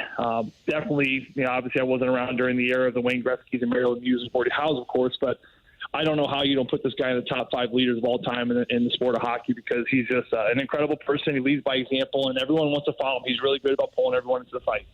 The Tkachuk brothers made big names for themselves in this tournament. You think maybe they have become the next face of hockey, at least in this country? Absolutely, Doug. I mean, absolutely. I mean, I think Matthews took a huge step last year when he wins the Cup. You know, I think that they were really starting to generate something, and I think, you know, Matthew wins the Cup, of course. Without him, I don't know if the Florida Panthers even get past the second round. It's amazing what one player can do on the ice. You know, certainly the Connor McDavids can beat you with the skill and the goals, but Matthew can do that, but also has got such a great temperature for the game. You know, this is such an you really can't teach. It just comes with grooming. It comes with years of experience. It comes with watching the game. It comes around being around the game. And it's just that intuition of what does this game need right now? I played with Chris Kunitz. I thought he was one of the best that I played with to understood that. The game needs momentum. What do I got to do? Do I got to fight? You got to trip to the bench. You have to do something, right? You have to run the goalie. And that's what Matthew does so well. And Brady now, too. They're so good about what the game need. And to do that, you really got to get outside yourself because all these players are so consumed with making sure they're doing their job and doing it well. But not only do they do that, but they got to observe the game. And they got to get a good pulse of what does this game need right now. And you saw it with the game before when they played the Canadians last week where, it needed some fight. It needed some energy. They needed to push the Canadians back. They needed to let them know that we're here, right? And they did that. So that, to me, is what the Tkachuks are all about. And like I said, just speaking to someone yesterday about it, those two boys, they are like 70-year-olds who got a second chance at doing this all over again. We all have those old timers on the couch or at the bar, and everyone's having their beers and watching games, and they're like, man, if I was Brady Tkachuk, I would just fight right off the. Everyone's got that story, right? We all look back on our life, and you're like, if I coulda, if I shoulda, I woulda, right? Those boys have already lived it. It seems like once. And now they're doing it again, and they just have such a presence about what the game of hockey needs, and it's really been really fun to watch. Yeah, it seems like the game could use some big personalities, and they've certainly got that. Well, yeah, they got that, Doug. I mean, listen, we talked about it a little bit on this show, but, it's very natural for them. It's not forced. Why? Because they grew up around the game. And not only around the game, they grew up with one of the best personalities of the game in Big Walt. Everyone who knows Walt. I was talking to an old trainer the other day that used to work for the Blues. He was just telling me about how Big Walt and Al McGinnis and Billy Guerin, those old-time guys, how much they would tip at the end of the year. So if you guys don't know, at the end of the season, the players wrap up, they get all their stuff out of the gear, and they get out of the locker room, they get going home. But it's custom to you tip your trainers, the equipment guys, the medical guys, anyone that's kind of gone above and beyond to help you with your season and make life a little easier. And, Big Walt would the amount of money that he would tip these trainers, and he was just extremely generous. They go out to dinner. He's always picking up the tab. So I bring that up because, Brady and Matthew were around that. They saw that. They witnessed it, right? And no one was telling them what to do. They just saw their dad do that every single day. And not to mention they're around players that, are superstars. I can't tell you, it takes a little while to get used to playing against superstars. I'll never forget my first game where I was playing against, Andre Kopitar. The following week, I'm going up against Jonathan Toews on a faceoff. I've been watching Jonathan Toews for, 8 years. I worship the kid. And here I am taking a faceoff trying to beat him in my defensive zone. I mean, it takes a long time to get used to that. But for those Tkachuk boys, they kind of came in just like, all right, this is like normal every day. I mean, I'm so used to seeing these guys and being around these guys. I know some of them by their first name. So now I just go out there, have some fun, and play hockey. So, their grooming process, the years and years and years under Big Walt and being around and exposed to this sport, to me, is one of the biggest reasons why they've adapted so quickly and why they just really, it's a snowball in a great direction for them. And, Joe, the Blues get back at it. We've got Winnipeg, Colorado, then Seattle. It's a tough stretch here to get right back into it. The trade deadline's 2 weeks away. I think the players are going to hear more and more talk about it, whether it's a name like Shen or Bennington. How do you think how do they handle that? Because they just went through it 2 years ago. Is it a distraction? It is. It's certainly a distraction. I mean, I remember Pavel Buchnevich last year. We were in New York, and he was not himself. I mean, he was one of the top wingers that was maybe going to be dealt at the deadline. And he wasn't himself for weeks leading up to it. It's very tough now with cell phones and social media. I mean, these players find out if they're getting traded on their social media before even their agents call or general managers call. So that's how in this kind of social media circle and swirling of rumors, that's where we're at in the world. And so it's tough. It's very tough on players. It's a business, and the players know that. But at the same time, they're human, and they want to be a part of something great. And I think that for, Doug Armstrong, it's about finding those players that want to be a part of this thing that is going to be great soon. I really believe it. I'm looking at Jordan Binnington last night, and listen, guys, he's still a gamer. Like, you got one game to win. Curbs and I, we talk about it all the time. We're watching games, and I know Hellebuck's numbers are great, or, Jake Ottinger for a while there, his numbers were really great. But if one game, like if you had one game to win, to me, it's Jordan Binnington because he's been in those big game moments, and there was certainly another one last night. But, at the end of the day, I think that whatever happens, it's just super, super important that Doug continues to do what he's been doing in his whole tenure here, which is make the team competitive, stay competitive. He's never been one to throw in the towel. He's never been one to blow up the ship and look for a high draft pick because, at the end of the day, you need good players and you need these young players to really make sure that they're in tight games late, these 2-1 games. You got to make sure Zachary Bolduc is out there on a 6-on-5. You need to feel what that's like when the team needs a goal late. If Dvorsky comes up later in the year, can he kill a penalty when the team's up 5-4 with 3 minutes to go? They need to feel what that is like. You have to feel what being in tight games is all about. So having good goaltending and having a good core of guys that are staying competitive is super important. Having said you don't think Doug Armstrong really wants to blow it up and not be competitive, do you think at the same time he might be at least thinking about what he could get from Binnington right now with his stock back up so high? Well, listen, everything's for sale, right? Like someone once told me, with dynamite and money, you can do it. You can do anything in this world, and it's really true. Like that. No, you know what I mean? It's true. I had a guy that was kind of helping with my house, and I was asking him all his questions, and I'll never forget him saying that. He said, "Joe, between dynamite and money, anything's possible," and it's true. And you know what? Listen, when Wayne Gretzky got traded to the LA Kings, everyone's expendable. That's what Al McGinnis told me. It was at the trade deadline last year. With trade deadline last year, and I said, hey Al, how about some of these trades, some big ones? And he stopped me in the hallway and he said, Joe, when Wayne went to LA, everyone became expendable. And you know what? He's absolutely right. So it's like coaching. Whitey Herzog said it. Either I'm going to retire or they're going to fire me. There's only two ways out of this thing, and everyone knows that, and players know that too. They're not going to be here forever, whether they retire here or whether they get traded or free, whatever it is. Like, it is a business. They understand that. And I think Doug certainly is hearing talks. He's hearing from general managers. I think that Jordan Binnington's stock certainly has risen, but I just don't think he's going to move on from him. I don't. I can't see it because, like I mentioned, this is a general manager with a great goalie and high hopes for a team. He's going to make a push to be better. This team is going to get better at the deadline, and I don't know if they're going to squeak in, but it's going to be close like last year. And like I said, for fans out there who are like, well, why keep falling in that 15, 16, 17, 18 spot? Well, because, again, it's about the development of making sure young players are in games. And not to mention, guys, you're looking at teams blow up the whole ship, right? And then they go through 2, 3, 4 bad seasons, and then they get these top 5 picks, right? Guys, sometimes it doesn't even work out. Robert Thomas, he wasn't a top 5 pick. You look at all these players that fall in that kind of mid to late first round. Those are impactful players in the league, so it's still rolling the dice. Connor Bedard is certainly putting fans in the seat, but I'm watching his game. You compare it to like a Macklin Celebrini. Connor Bedard's got a long way to go here. He's a short forward. He's got a great shot. But he's running into the brick walls everywhere he is on the ice. He's slowly, but he's learning the game, and he's not an impactful player like Connor McDavid was, right, or off the hop, or Sidney Crosby. It's going to take him a long time. And guys, this is the number 1 overall. He was the most hyped up player probably in the last decade. So you look at all those things and you kind of compare it. Even if you were to get rid of all your players and go for the top pick, sometimes then it doesn't even work out. So to stay competitive, it's going to be super important. And I think with Jordan Binnington, you put yourself in a great spot to be that competitive team.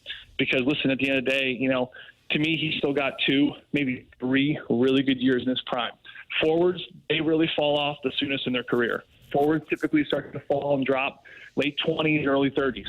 Defensemen, look at Ryan Suter. Ryan Suter's in his 40s now. Ryan Suter, defenseman, can kind of stick around a little bit longer. The goalies can hang on. For a little while. Marc-Andre Fleury is the exception. Of course, he's super old now as well, in the 40s. But with that being said, goalies can stick around a while. I think he's got 2, 3 really good years left. And I think with some of the moves that could be made and this where this team is going, you're going to need him. You're going to need him when it matters most. Joey Vitale with us every Friday here on TMA, talking it over on Four Nations and the trade deadline, which is fast approaching. Doug, you can do anything with dynamite and money, and I want you to remember that. Okay. It's a good lesson in life. Yeah, damn right it is. This guy always educates. He sure does. I always learn something when you're on with us, Joey. I always learn something with you. I always enjoy these talks with you guys, all you guys, even the ones that don't say anything, like Jackson there in the back. I know he's thinking something. Jackson's watching highlights of the Pacers and Grizzlies right now. That's what's going on. Full game. Yeah, the full game. My apologies. He's watching a full game replay of the Pacers and Grizzlies, which is up in the studio. Yeah, they can't handle Miles Turner. God bless. Well, good night, and thanks for staying up for us. Yeah, you're welcome. Lunch is ready. I gotta go. He's got to go for lunch. Thanks, Joey. All right, thanks, Joey. There he is. That's Joey Vitale with us on the Callier and Thompson. I had no idea about that. But then he's going to be on the Call of the Blues tomorrow night. So what is he doing? You know, he's taking staying a up. nap, I guess, during the day. So. Yeah. I mean, in Florida, I was sort of shutting her down early. These guys are like, Doug is standing and watching television in the living room. Jackson's on Shay's Netflix account. And I said, I'm just going to go to bed. And it's like 8:45 in Florida. And I thought, oh, my God, that's 7:45 in St. Louis. And were you able to fall asleep? Oh, yeah. God bless. With all those wires all over the bed. If you get to sleep at 9 and then we got to wake up again at 5, that's an 8 hours. Yeah, that's what you need. Yeah. What are you, a 45-year-old woman? Even that edit got cut That is short. a rough edit. Jackson edits. Hey, that's a take, and Doug's wearing hot take mittens when he gives them, and those are brought to you by EDF. Attention business owners, did you know fire codes require your company's fire alarm system to be inspected and maintained by a certified fire alarm service provider? It's not just about compliance, it's about protecting your employees, customers, and property. That's where EDF Group's Fire and Security Division comes in, proudly serving St. Louis and beyond. EDF Fire and Security specialize in keeping businesses safe and secure, from expert fire alarm inspections to advanced commercial security systems. They've got you covered. And it does not stop there. With 24/7 fire alarm and security monitoring, you'll have peace of mind knowing your business is protected every hour of the day. Don't wait until it's too late. Call EDF Group's Fire and Security Division today and let them help you stay compliant, secure, and safe. Visit the edfgroup.com or call 314-993-8053 to learn more. EDF Group, your partner in fire, safety, and security. On our Stiefel dossier, Matt Seebeck of the Doggies will be in studio at 9 o'clock. Gabe DeArmond talking Missouri basketball. He'll join us at 10:15, presented to you by James Carlton of the Carlton State Farm Insurance Agency. We have the drops of the week coming up and our Design Air Heating and Cooling email today at 10:50. See if you can break through. Show's now been on 101 ESPN for close to 4 months. You're starting to feel, okay, I get it. These guys play slap and tickle. I can slap, I can tickle. The morning after at InsideSTL.com. Too Fat to Kayak is on the Callier and Thompson phone lines. He's on line one. Martin, that's Too Fat to Kayak. Hello, Fatty. So what do you do if you are too fat Hey, to good kayak? morning. Good morning, gentlemen. Hey, thanks for taking my call. Sure. Since Tommy couldn't get a season preview for the Doggies set up, and no offense to Seebeck, he's great at what he does. I mean, he has really made that game day experience fantastic. He's going to come on at 9 o'clock. He's going to tell us about all the great food options. He's going to tell us about who the guest ball presenter is. That's great. But let me. I got a few subjects to cover. I'll be quick. Okay, hit the hole. City preview. I watched a couple of their games streaming from Palm Springs, and they look good. They look interesting. They're gonna hold the ball more, lot more possession. Last year, whenever they get the ball, it would be pants on fire, just run toward the goal and shoot it. They're gonna try and hold it in possession more. It's gonna be a wide delta, Tim, as you say, low ceiling, high floor. Very disjointed for a little while. So that's my 60-second city preview. It'll be an interesting year, and it's going to be cold tomorrow, but we're ready for it. When you say a team is interesting, I don't know if I've heard that as far as analysis of it. Tell me what that means in regard to City's roster. Interesting. So, do we really have time for questions? I think that's the question. I don't know. You're too fat to kayak. What else you got? I think Martin. Here, no, it's serious. You got time. I think I would say it's a wide delta. I have no idea what to expect. Okay. Interesting in that, who knows? Who knows? Okay. We will. Well, that's kind of what I thought. I just wanted to see. You too chubby to fit into the kayak? Can you fit in a seat at Energizer Park? Absolutely, I can. I got season tickets. I'm up there. You can come sit with me sometime. So you're a Palm Springs resident, but you come in for the MLS festivities? No. I watched it streaming. My wife was in Palm Springs while they were down there. I think I got the Derek from Orange Theory treatment. Giannis Giannis Horn might be taking up my bedroom. And I'll Ew, Mommy, go look in the toilet. Oh, Is there a cuck situation going on? it sounds like it. There might be. I don't know. I'm gonna learn more. Jackson, as far as I'm concerned right now, you're in your arbitration year, and you are making the case for management the last few days. Hell yeah. How about Look at that, Doug. This guy's going to be our boss. Listen, Jackson, I'm no radio expert, but you got to dial it back. Do what you do well. You play drops. See, I think when he said you're making the case for management, he was saying as a player you're failing. Oh, like you're going to lose I thought you were giving him a compliment. In his arbitration year, and he's just making the case for management. Oh, Jackson, that was not a compliment. So you're going to sit at the table, kind of like Brendan Donovan, and get denied. Okay, we've been here a long time. We good? Exactly. Thank you, Mo. Thank you. Exactly. I mean, Maybe and listen, too fat to hit based the on hole? what you said today, Jackson, I mean, the Inuit would be the sickest people on the face of the earth. You know, I think you understand. You're play drops, you'll do well. And like the last item. All right, let's just start playing drops right now. You kind of sound like Hadley. All right, we got play the drops. Play the drops. Play the hits. Play the hits. Doug, Okay. your advice about CPAPs has changed my life. And I got to tell you, you just got done talking about how Doug was up until 9 o'clock, 10 o'clock, whatever, full of energy. That's me. It has been fantastic. Really? But listen, good CPAP management involves regular cleaning, as I'm learning. Mm-hmm. Doug, I think you and I should get together once a week and have like a little cleaning session for our CPAPs. Okay, that'd be fun. We can soak each other's hoses in some warm soap. Okay, all right, that's enough. Get this mother off the deal. It's been Doug, enough. I'm glad you're open to it. I'm glad you're at least open to it. Well, keep an open mind. I'll try. I'm not soaking All right, anyone's with hose. that, I'm going to drink bleach. And There you go. It's been suggested. Okay. All right. We'll see you, Fatty. Thank you, Martin. It's too fat to kayak. With the rare combination call referencing both CBEC and CPAP. Yeah, it's all nice. in the same call. Guys, a YouTube ad just interrupted this guy. Thank God. And I did not hit skip. That's from Ty in the YouTube chat. And then there were many, many unhappy texts in the Air Comfort Service text line. Bleach already. Jesus. That's from the 314. Go flip your kayak in the Mississippi and drown. No. That's from Steve Klein's Dirty Hat. Loomster loved it. He said, great call. Sink faster. I find myself rooting for the kayak. That's from Shooter McGavin. And then the self-made stay-at-home Ledoux mom says, I'm going to end this fatty. So she wasn't happy with the call. By denying him his monogram. And then David Klein of Hedonism, he toured with the Cranberries after the passing of Dolores O'Riordan.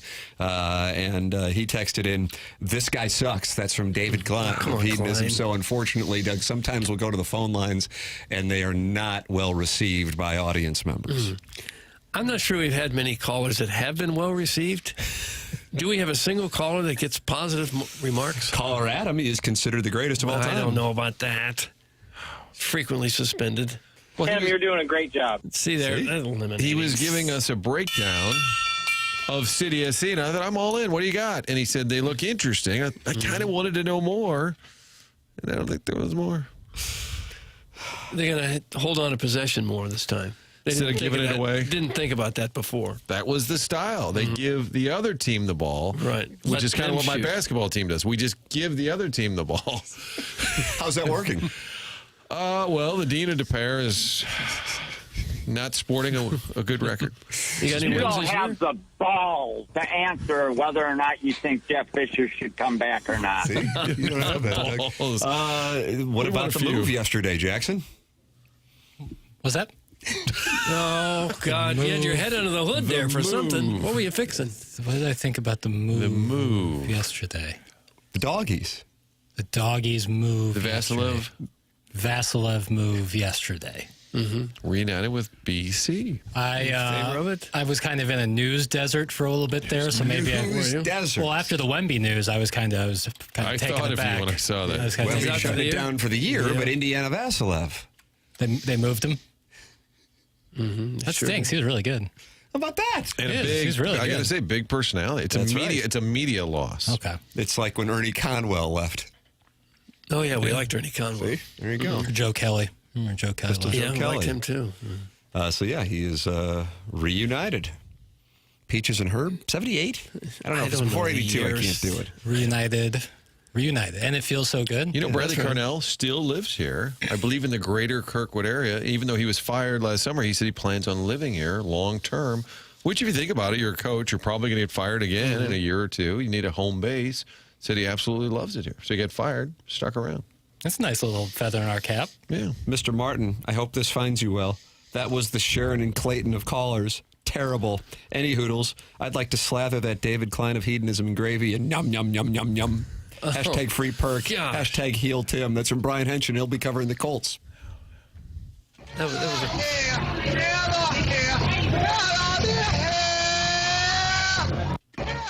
was singing. That's right. That's Zombie, 1995, Dolores O'Riordan and the Cranberries. She passed away. David Klein of hedonism, who was not a fan of Too Fat to Kayak's call, stepped in. That's correct. And you wanted to slather him in gravy at one point? I didn't know. Brian Henson does.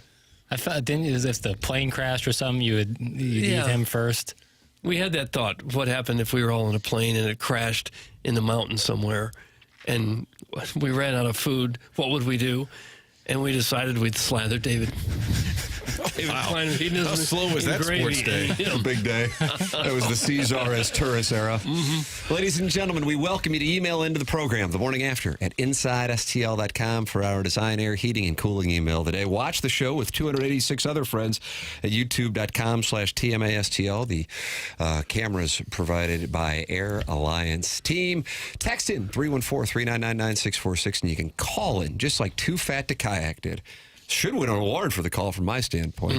314-974-0101. The Stiefel dossier has Matt Seebeck of CIty SC coming in. Gabe DeArmond at 10:15. Tim McKernan, Doug Vaughn, Martin Kilcoyne, Jackson Burkett, Chairman Kurt with you. This is TMA, presented to you by Brown & Crouppen on 101 ESPN.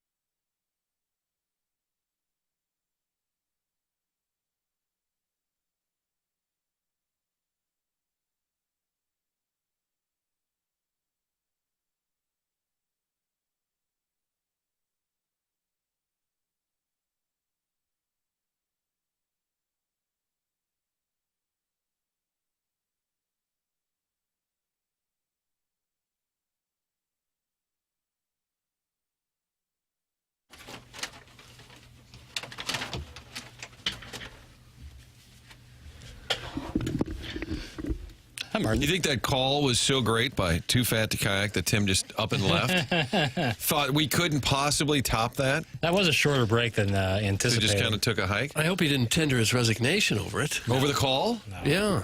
Tim was just stunned by Too Fat to Kayak's contribution. He said, I got to get out of here. I can't be a part of this. Some of our guests from City are here. Yeah. And they were debating whether or not to come back. Mark is here waiting for Matt. And so I was like, you're welcome to come in. Oh, sure. But he was going to wait for Matt. The great Mark Abel. That's right. Who is the head of communications for City SC. They've got Colorado. That's a Kroenke vehicle tomorrow night. Wonder if there'll be any chance about Stan. You think Stan will be in town, do a press conference? No. I got to do something here. I'm not going to feel good about this. Uh-oh. And I had to do it last night at the MAC.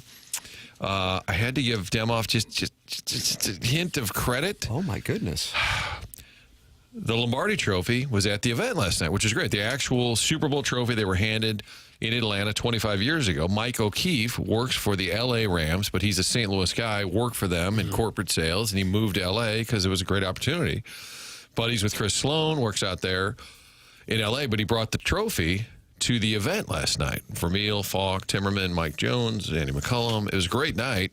And at the end, we said, by the way, the trophy's here. And then people were taking pictures with it. Mike told me, he said, they've re-engraved it because it just said Super Bowl 34. He said Demoff had them engrave it, St. Louis Rams, on the trophy because L.A. now has their own, having won a couple of years ago. So that was a tip of the cap, I guess, by K-Dot to St. Louis. He goes by K-Dot, too? Yeah.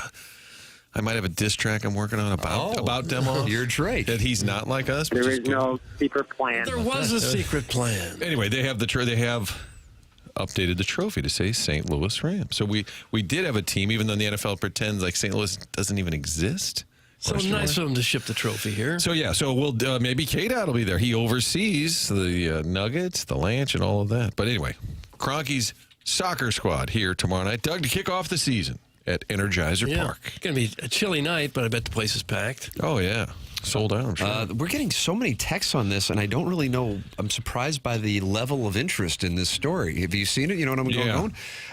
Why is this audience so upset? I have no idea. The Yankees amending their long-standing facial grooming policy has received about 100 texts in the Air Comfort Service text inbox today, so I'll talk about it.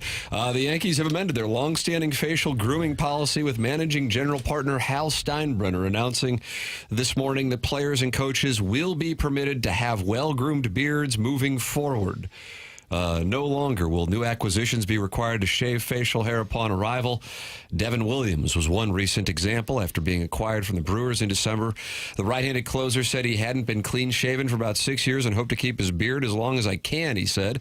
Steinbrenner explained his reasoning for the change in a statement released by the club this morning. Quote, in recent weeks, I have spoken to a large number of former and current Yankees spanning several eras to elicit their perspectives on our long-standing facial hair and grooming policy, and I appreciate their earnest and varied feedback. These most recent conversations are an extension of ongoing internal dialogue that date back several years. Ultimately, the final decision rests with me, and after great consideration, we will be amending our expectations to allow our players and uniform personnel to have well-groomed beards moving forward. It is the appropriate time to move beyond the familiar comfort of our former policy. How about that? Hal Steinbrenner. Yeah. A well-groomed beard. Who will be the arbiter of well-groomed beards? Paul Goldschmidt? Hal Steinbrenner. Hal Steinbrenner will He'll be. Yeah, he'll walk around the clubhouse every day looking at guys' faces. And say yes to you, no to this guy. And hand you a straight razor when it's time to shave. Goldie always had a little bit of a beardish thing going, so he's okay. Arenado could now go there, Tim. Because of the beard can thing. Go. All right, well, that makes it. Of course, this garnered interest. This audience is ripe with bears. That's from Manupal Eligible. You think that's the reason, Doug? Ripe with bears? Bears? I thought we were more twinkish. Well, there's an awful... You put yourself in an awkward spot, and where do you go? There's an awful lot of guys in that age group that wear something of a beard nowadays. So to say you can't do it, that eliminates a lot of guys. Brian Wilson always said he would never play for the just because Yankees of that? because he would never want to shave his beard. He would never do it. And he was one of the best closers going there for a while. I first saw it on Twitter this morning because Jeff Passan quote tweeted it saying, this antiquated policy is now being removed. Yes. Is that your Passan? A little bit. Ed Hallman asking the last time I shaved was a year ago. No, man, it was like I shaved right before I got here. See, people ask about it, Doug. There's a lot of interest. That was the Colonel. Yeah. Are we going to ask him about the fire? Survived the fire? Unbelievable. I asked about it. I want to know what was going through his head. And they kept taking voicemails with the fire alarm going off. So you could have a stash on the Yankees, like Matt Carpenter, and then he kind of looked like a Super Mario character when you had the stash going. No long hair either. Like you can't. I think it's like you can't have hair below your shoulder. Collar is kind of a cutoff point, maybe. Yeah. So I don't know if that's getting amended too, but good. Beards on the Yankees. Okay. Progress. We talked about this, I think, yesterday, and I said I was anti this rule, and so look at that. Look at Jackson gets things done from this studio in Creve Coeur, Missouri. They're listening in the Bronx. It is TMA, presented to you by Brown and Crouppen, 101 ESPN, Fisher Window and Door Store, 8 o'clock hour. Mark Hanna of Evergreen Wealth Strategies is the sponsor of the 9 o'clock hour. Mark is online at evergreenstl.com, or you can call him at 314-889-0503. Regrets? I've had a few. But then again, biggest regret. Stopping taking Propecia 2006. That's one. And then not having a financial advisor in my 20s and most of my 30s for that matter.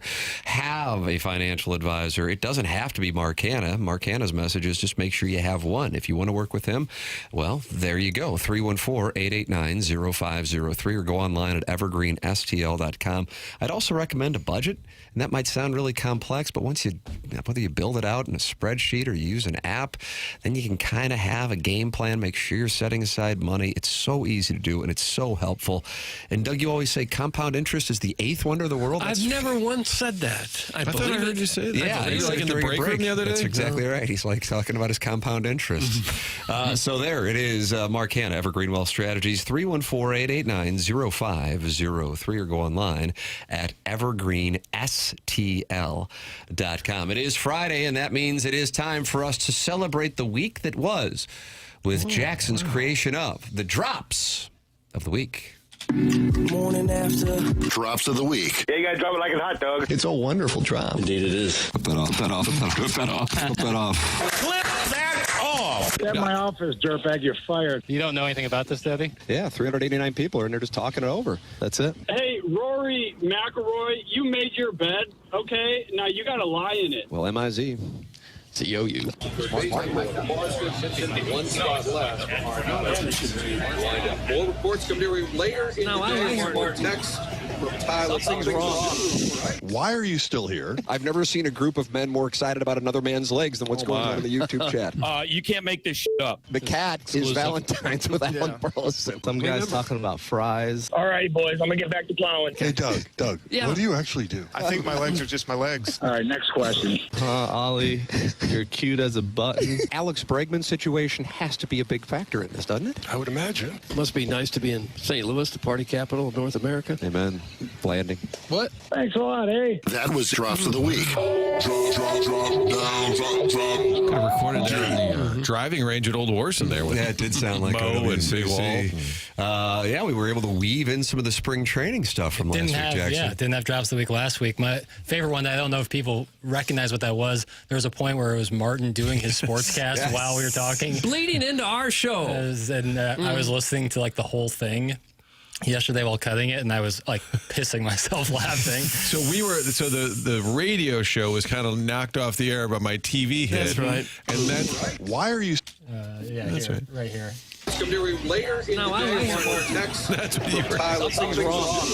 Well, it's only fair since my Nolan Gorman soundbites are Tim screaming in the background about Brown and Crouppen. Because we couldn't, we were just hearing each other talk when we were sitting there, so we didn't hear it, and it sounds as bad as you can imagine on the that replay. mic almost overrode all of our mics, which were right in our faces. And it was interfering with it. That's what the main thing was. Could have turned it on Mo and said, "Why are you still here?"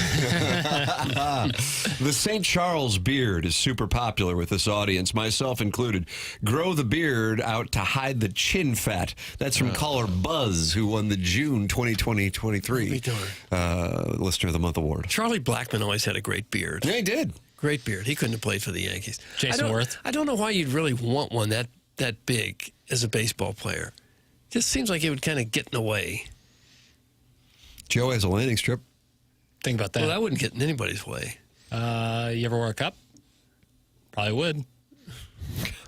A landing strip would get in the way of a cup? Clip that off. It would have to be thought like it'd be a factor. I don't know. You ever carve one? Oh. Trying to picture producer Joe just with a beard. Didn't he do a stash for a minute? He did. Mm-hmm. He did. But the landing strip is his signature. He had long hair when I saw him one time. Self-made stay-at-home Ledoux mom and her monogramming business says nobody from St. Charles is clean-shaven. Is that correct? There's got to be somebody. That can't be true.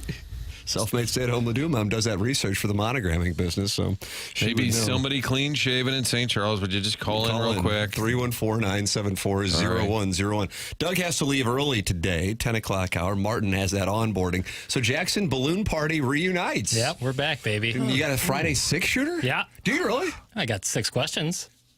It was interesting, Martin. Again, that's where you pick up a read that the answer wasn't just yes, it was I got 6 questions. It's like, were you watching the Four Nations final? It was on my TV.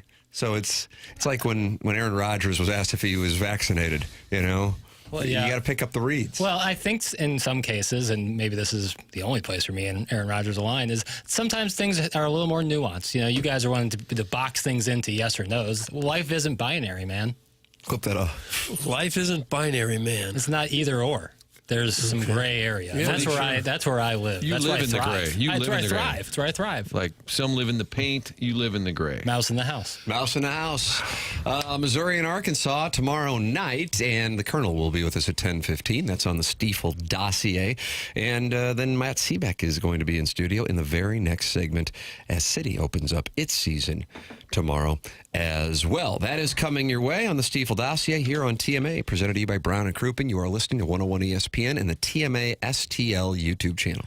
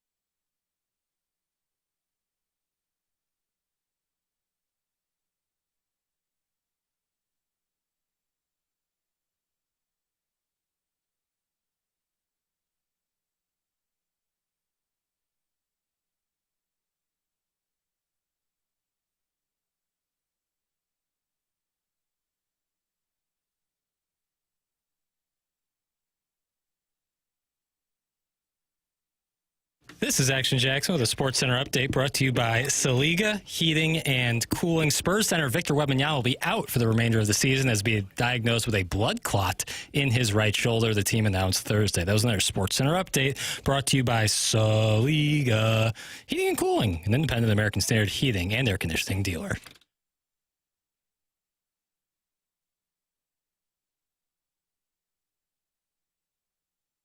Welcome back to the Morning After 101 ESPN. Tim McKernan, Doug Vaughn, Martin Kilcoyne, Jackson Burkett, Chairman Kurt with you on the program. You can watch the show at youtube.com/TMASTL. And Doug, look who's in studio. I saw him standing over there. Oftentimes confused by Iggy as Joe Parisi, but his real name is Matt Seebeck, and he is in studio with us right now, and they brought treats, too. Oh, Matt, welcome, buddy. Yes, thank you. so much Thank for you. Good to coming. be back. Good to be back. You'd be in the building, and they'd be like, he texts me, somebody thinks Joe Parisi's in the building. Back, that's Iggy. You know, and I think Iggy was unhappy that you would never bring him a jersey or a kit, Doug, as you call Or it. something free. Yeah, you know, your listeners will stop me in the stadium every now and then and try to get a photo with Joe Parisi. So, Really? yeah, it's a deep joke. It is a Matt, deep- on it is a this deep cut. on this show, I'm the chief experience officer. So let me know at the end of the interview. If you don't have a good experience, let me know at the end of the end. I'll see what I can do about it. That's good. I'll fill out a survey. It is one of the cooler titles. Yeah, totally. My mom still thinks it's made up, but it's real. It's real. It's a thing, real Chief job. Experience Officer. Treats have been brought in celebration of the fact that there are all kinds of new restaurants for the 2025 campaign. What do we have, Matt? Yeah, I mean, it smells good in here. Pappy's Yes, it at 9 a.m. is always what you want. You Doug know, likes to lay a base. Yeah. Good foundation. No, it's good. I mean, if you've been out to the park, it's all local restaurants there. So St. Louisans love their food. We love our neighborhood favorites. So we've decided to bring them all to one place at Energizer Park. So it's pretty fun, man. So we added Pappy's this year, obviously. Nice. Local icon. You can't go wrong there.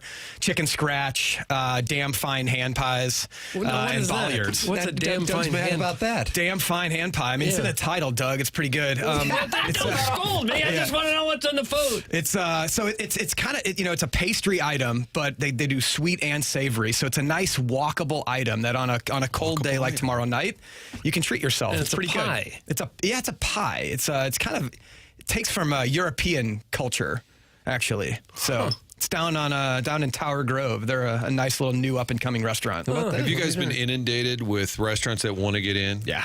Yeah. I mean, that's got to be tough. bet. Yeah, the list is long, and so it's how do we keep it fresh every year while also like cycling ones out that were from last year. So it's been kind of crazy, but yeah, people love the food announcements for sure. And people love that stadium, too, don't they? Even on a down year last year the team had, people just love going to that stadium. I assume you designed it. And I had never known that. It's a lot of fun. I mean, it's supposed to, in addition to the food, the music, it's just it's I think the games are really a lot of fun. And Tim knows this. I've always been the soccer guy in the group of friends, but you go down there and it's a lot of people that are seeing a soccer game for the first time. It's just people that love the city and they're there for the best party in town. So it's even last year in a down year, it was really enjoyable. I'm sure you were one of the ones saying, when are we getting an MLS? If only St. Louis could have a team. Has it exceeded expectations, though, for you in terms of how you thought it would take hold? Yeah, definitely. I mean, because you all know the soccer guys, and there's a good history here. But I think it is it's from the beginning having the club and the brand stand for something a little bit more. It's in the community. It attaches itself to food and entertainment. So I do think it's caught the attention of a lot of casuals in ways that we never expected. So I think that's the surprising part. Is just I think the energy and momentum behind this team is probably what most franchises would experience in year 5 or 6. We're in year 3 now, so I think we're a little ahead of the curve. Matt Seebeck's in studio with us, Chief Experience Officer for CIty SC. So I've got 2 questions comparing and contrasting other MLS teams, and I'm truly curious. I get the sense, number one, the enthusiasm for this team is greater than many other markets, but I also think it's a younger crowd, comparatively speaking, to, say, Cardinals and Blues games. Does that match up with what you have seen if you haven't gotten a chance to compare and contrast other franchises? Definitely. I mean, soccer in general skews a bit younger, so it is exciting for us to, see, especially what we call the supporter section. It's the 3,000 on the north end. There's no seats. Everybody stands. They cheer, bang drums the whole time. It's younger. It's more diverse. It skews way more Hispanic than our population does here here across the region. We have the female demographic skews a lot higher than other clubs. So there's a lot of, I think, really good trends as I think teams and businesses across the world try to skew a little bit younger. I think we've got a really good base to build upon. Yeah. I think the biggest complaint, if it is a complaint, people saying, I can't get a ticket. It's a good problem for you guys to have, but I think still you don't want it to get to a point where people say, I won't even try. Like, you want to make sure they know there are still occasionally tickets available. Yeah, no doubt. And I think we're trying to change that a bit. You know, most of 80% of the stadium or so is season ticket members. So, but we do, as a club, deliberately hold back single game tickets for the rest of the year. So, like, if you're interested and you haven't tried it out, like, now's the time to, you know, pick a game in the summer or whenever and try it out, because there are some single game tickets available. Got a new manager this year, not head coach, but a manager. A gaffer, Doug. He's a gaffer. That's right. How will the team look different on the field, you think, with this guy? You know, it's a good question. They've I've had a couple preseasons. He is well experienced, comes from abroad, played everywhere. He's very tall and handsome. Oh, so for heaven's sake, that's not what I meant. You know, he commands a room. So I think the just kind of the vibe around the team is way different, very professional. He's putting off Zaddy energy. Is that what you're saying? Yeah. That off. You going to use that tomorrow night in the building? Yeah, that'd be good. No, but I think he's highly competitive and demands winning. So I think it's going to be a really hard nosed kind of blue collar playing style that I think from the beginning. Lutz Fennensteel's our sporting director. He's our equivalent to a GM in some of the other sports. Sees what happens, with Cardinals and the Blues and kind of their playing style, and he wants to mimic that on the field. So it'll be no different under the new manager. And Doug, the field is the pitch. That's right. The game is the match. Mm-hmm. What about boots, Doug? You know what boots are? They're shoes. Those are shoes, nice. right? Yeah. That's right. Kit. You know what the kit is? The uniform. There you go. Jersey. The total package continues to text in, Matt, and he wants you to be held accountable because, quote, we need an attacking wing back, and that's with 7 exclamation points. Can you get that done? I thought that was going to be me, but turns out they needed me for the business side, so I'm still not allowed on the field, Timmy. They don't let you practice with the club or anything? Unfortunately, no. How about this? Pele Blanco. Doug, this is the way it usually works on the show. Okay. He is a handsome man with a kissy emoji afterwards. Gosh. So they're watching you on the YouTube channel, Matt. Oh, boy. And Pele Blanco wants you to know that he's at least you're being you. seen directly. Brian Kunderman, the sports information director of the Billikens, was sniped in the background as a dish. They decided he looked like a dish. Matt, I would think one of your, I know you love your job, but the first ball, the celebrity who shows up, everything, like Ozzie Smith will be there. Just you bring a blues player. Yeah. How much fun is that? Is that a top secret too around the building? Yeah, we never announce it because it's always like a bit of a surprise and delight. Surprise guest. Surprise guest. So it's fun, but it's always gotta be a challenge. It's a challenge because you think of, our celebrities in town are the athletes, really. And so with their competing schedules with Cardinals, Blues, people out of town, and even, whether it's Jon Hamm or the Hollywood stars, the chances of them being in town on a Saturday night when we have a game, like it's hard to align schedules. So, but from... we've had Nelly and Ozzy, as you mentioned, but we've had Daryl Duran and some old soccer legends that people know. It's always a bit of a surprise for which ones are going to get the crowd fired up. So, and I think those people, a lot of them, other than Daryl Duran, a lot of them may not know what they're stepping into. Yeah. I would think the reaction is also kind of cool, like Jackie Joyner-Kersee, kind of in that environment, not knowing what it like. It's got to be fun to see them kind of take it in. It's cool. Yeah, Jackie Joyner, Bennington. The one that stuck with me last year was we had Larry Hughes and David Lee did it together, and they're walking this environment, and their reaction is I can't believe this is St. Louis because it's loud, and these are athletes that have been all over the world in other venues, and to have them comment on the noise and the energy in there is always pretty cool. Is this the year where Tim is agreeable to do it? I mean, I know he said no how many times? You've asked me 4 times, and I feel like the 5th time is the time that I will. People want you to sign. I just don't sign. No, I just don't sign. You shouldn't have to. As both a soccer guy and somebody who works with the club, I'm curious what you think about. There's an article in the Post-Dispatch about it today. I know it's been discussed in the past as well before City was in MLS, and that is switching the schedule to align with the international schedule. Yeah. Do you think there's real momentum for that to take place? It would be a substantial change. The article in the Post-Dispatch theorizes it would happen after next year's World Cup, and how would that impact things in St. Louis for City? I mean, it's there's pros and cons, obviously, and every market's a little bit different. I think for MLS to be kind of a serious top 5 league globally, like aligning with the rest of the schedules in Europe makes a lot of sense.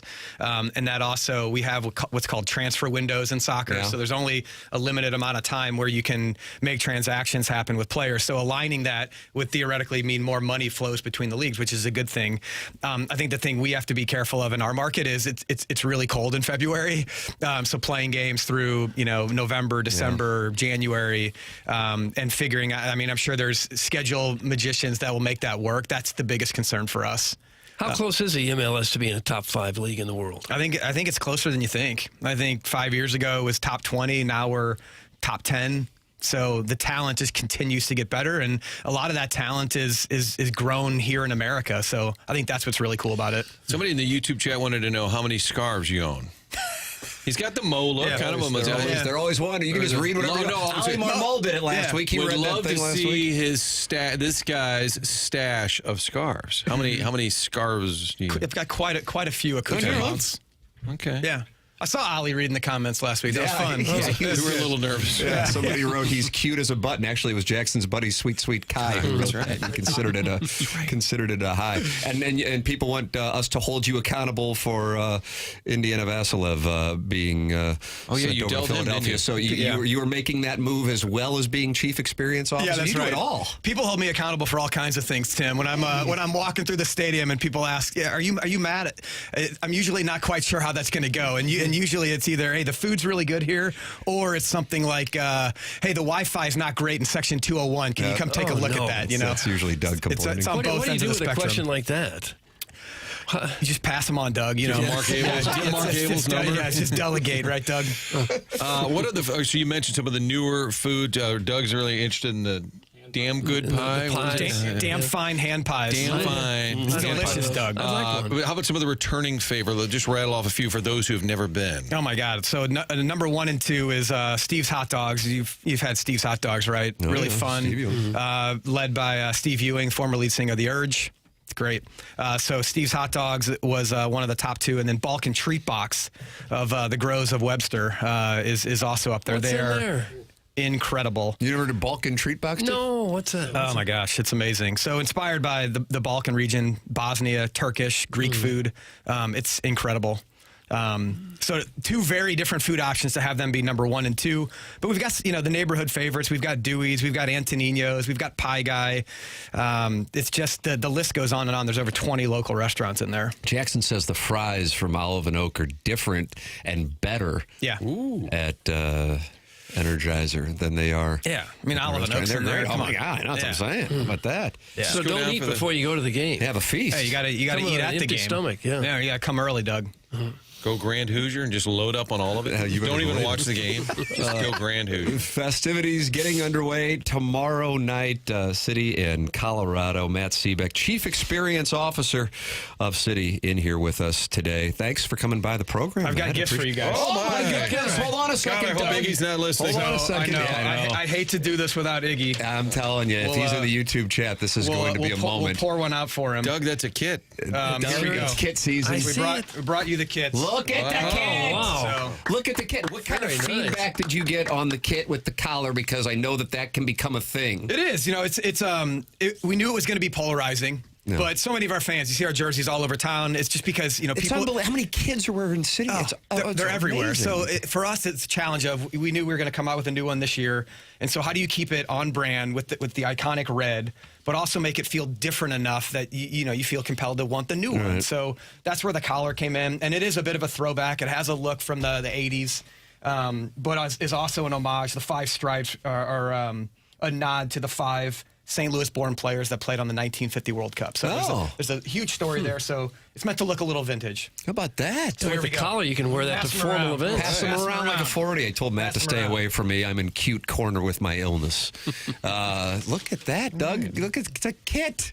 You got it. What a treat. Yeah. Thank you, Matt. Pass one to Tim over there. Absolutely. Thank you, Matt. Look at this. Thank you. Tim, I got you a medium here. Yeah, It's an I didn't want to unfortunate say, size but I think I situation handed dealing Tim an with. XL. Yeah.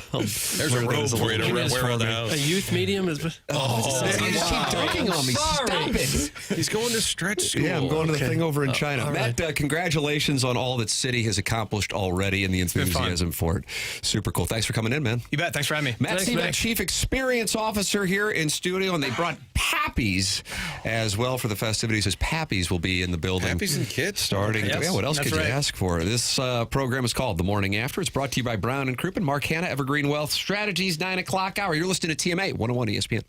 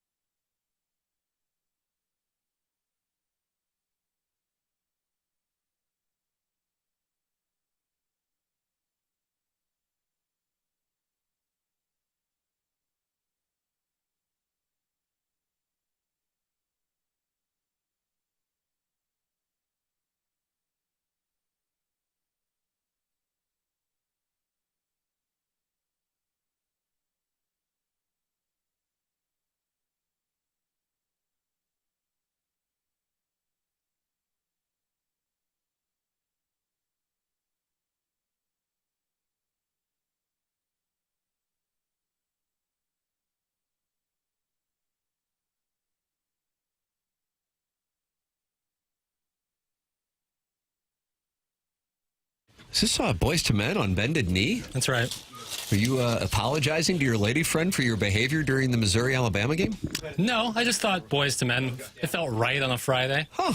You love Boys to Men? I mean, you were. Those. Yeah, Doug, do you want to do your Mount Rushmore of Boys to Men songs? Well, I'd say their 4 biggest hits would probably be it. I guess End of the Road is George Washington. I feel like Motown Philly's Abraham Lincoln.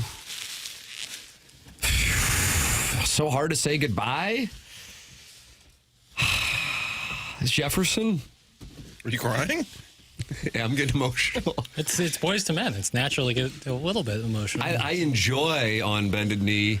This is a breaking ball for people. Water Runs Dry. I love the percussion. Is that a snare drum in Water Runs Dry? I don't know. Don't remember it. There's your Mount Rushmore. What's on your itinerary this weekend? For me, probably not much today. Probably a rest day. You need a rest day? How old are you? He's 26 pills, baby. It needs a rest day. Why do I even answer these questions when they come up? Because all I do is just get lambasted anytime I answer. Is it basted or basted? I always wonder. Lamb basted? You baste lamb, you lambast. Wow. Okay. Huh. You were ready I'm for back, that baby. one. Yeah, you I'm was. back. I'm back. You need a day off. Look at you. Tomorrow I'll hang out with some friends, my girlfriend, watch the Tigers You'll be take watching on the the girls? Hogs. You'll be watching at a cocktail lounge, a speakeasy? Probably a bar of some sort. You got to watch a soccer game. Yeah, they'll probably be on at the same time. And then the Jets and Blues. Jets and Blues. Billikens, Yeah, all three. Coach Shirts, 1:30. Rhode Island, Rammies. Cup runneth over, I say. I think I will probably be asleep within 3 hours, and then it's just a matter of how long I sleep as I attempt, Doug, to bounce back to end the sickness in Cute Corner, which is presented to you by Schaefer Door Company. Schaefer Door Company also sponsors the podcast, but Jason Gosrow heard Stiefel declined its right of first refusal on sponsoring Cute Corner, and he immediately bought it.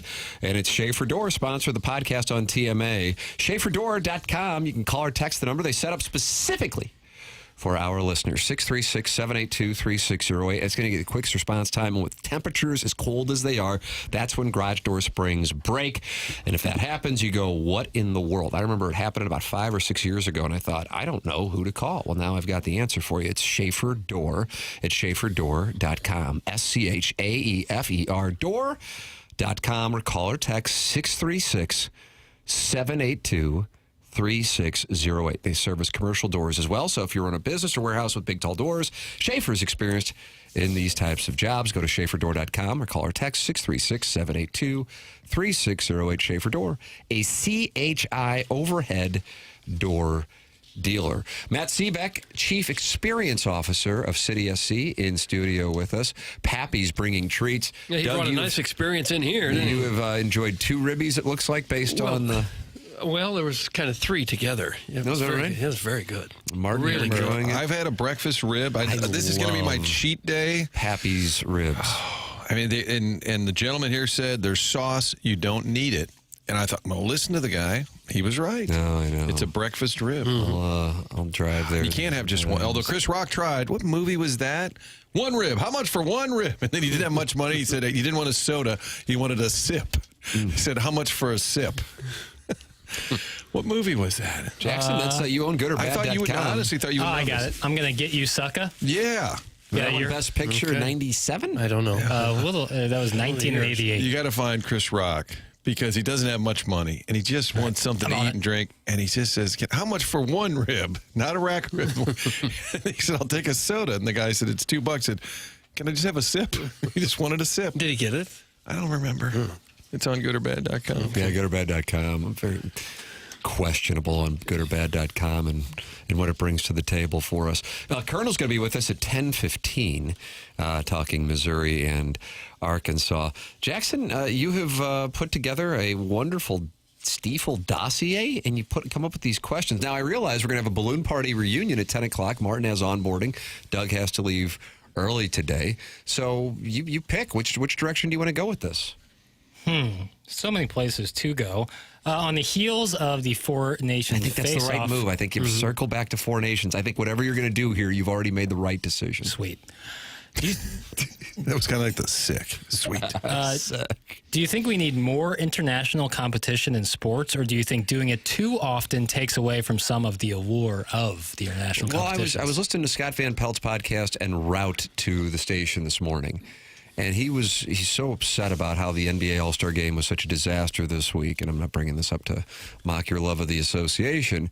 And he was wondering if they had for the All-Star Game the U.S. versus internationals, which they've done, and really hyped it up, if that could get people invested. Do you think that would work? No. An exhibition game in the middle of a season, like. People can complain. But Four Nations was exhibition. For sure, but it's not put on by the NHL.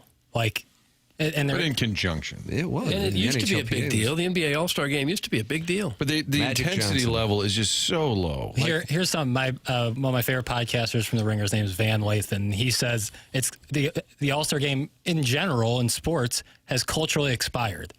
The players don't care, and by extension, the player and the fans don't care, because why would they? Why would the players care about this? They get paid. Well, I think it's got something to do with how much money they make now. Right. So why am I going to get hurt if it might affect my next contract? Right. Because they used to play hard in these games. They used to really go at it. I think that's all. I've watched tape of like the 80s and 90s All-Star games. They were going a little harder, but they were still doing, like, guys were just letting them go to the basket still. Well, but they weren't scoring 150, 160 points in these games. I mean, it turned into the Globetrotters here the last few years. But to your question in the dossier, if they did the Four Nations next year, they won't. There's the Olympics. But if you just did it every year, I think it would lose a little bit of the appeal. The players are so into this because they hadn't done it at this level for 10 years. There was the build-up factor. Right. But so what is the plan for 27, for example? I don't know, because next year is the Olympics, and this was sort of a lead into that. I mean, I bet you there's an All-Star city picked at this point. I could probably look that up. But if the NHL did their traditional All-Star game this year, it would be getting the same kind of roasting that the NBA All-Star game is getting. I would think, right? I mean, yeah, because they don't try, right? And no, do they? They don't really try. And they've done the gimmick where it's the Central Division all teaming. They've done it. I just don't think there is a way. They've talked about doing a one-on-one competition, but then again, you're trying really hard at something that you could possibly get injured for with no upside. Culturally expired? It's culturally expired. Yeah, it certainly has in the NFL, too. We've got a number of people asking about PK Subban's rant. Are you guys familiar with this? I think he was saying how hockey's great versus NBA. Are you familiar with this? Do you have this audio? I see Jay Apple's asking for it in the YouTube chat with 299 friends of the Feather gathered at youtube.com/TMASTL. And then we've gotten it brought up a number of times in the Air Comfort Service text inbox.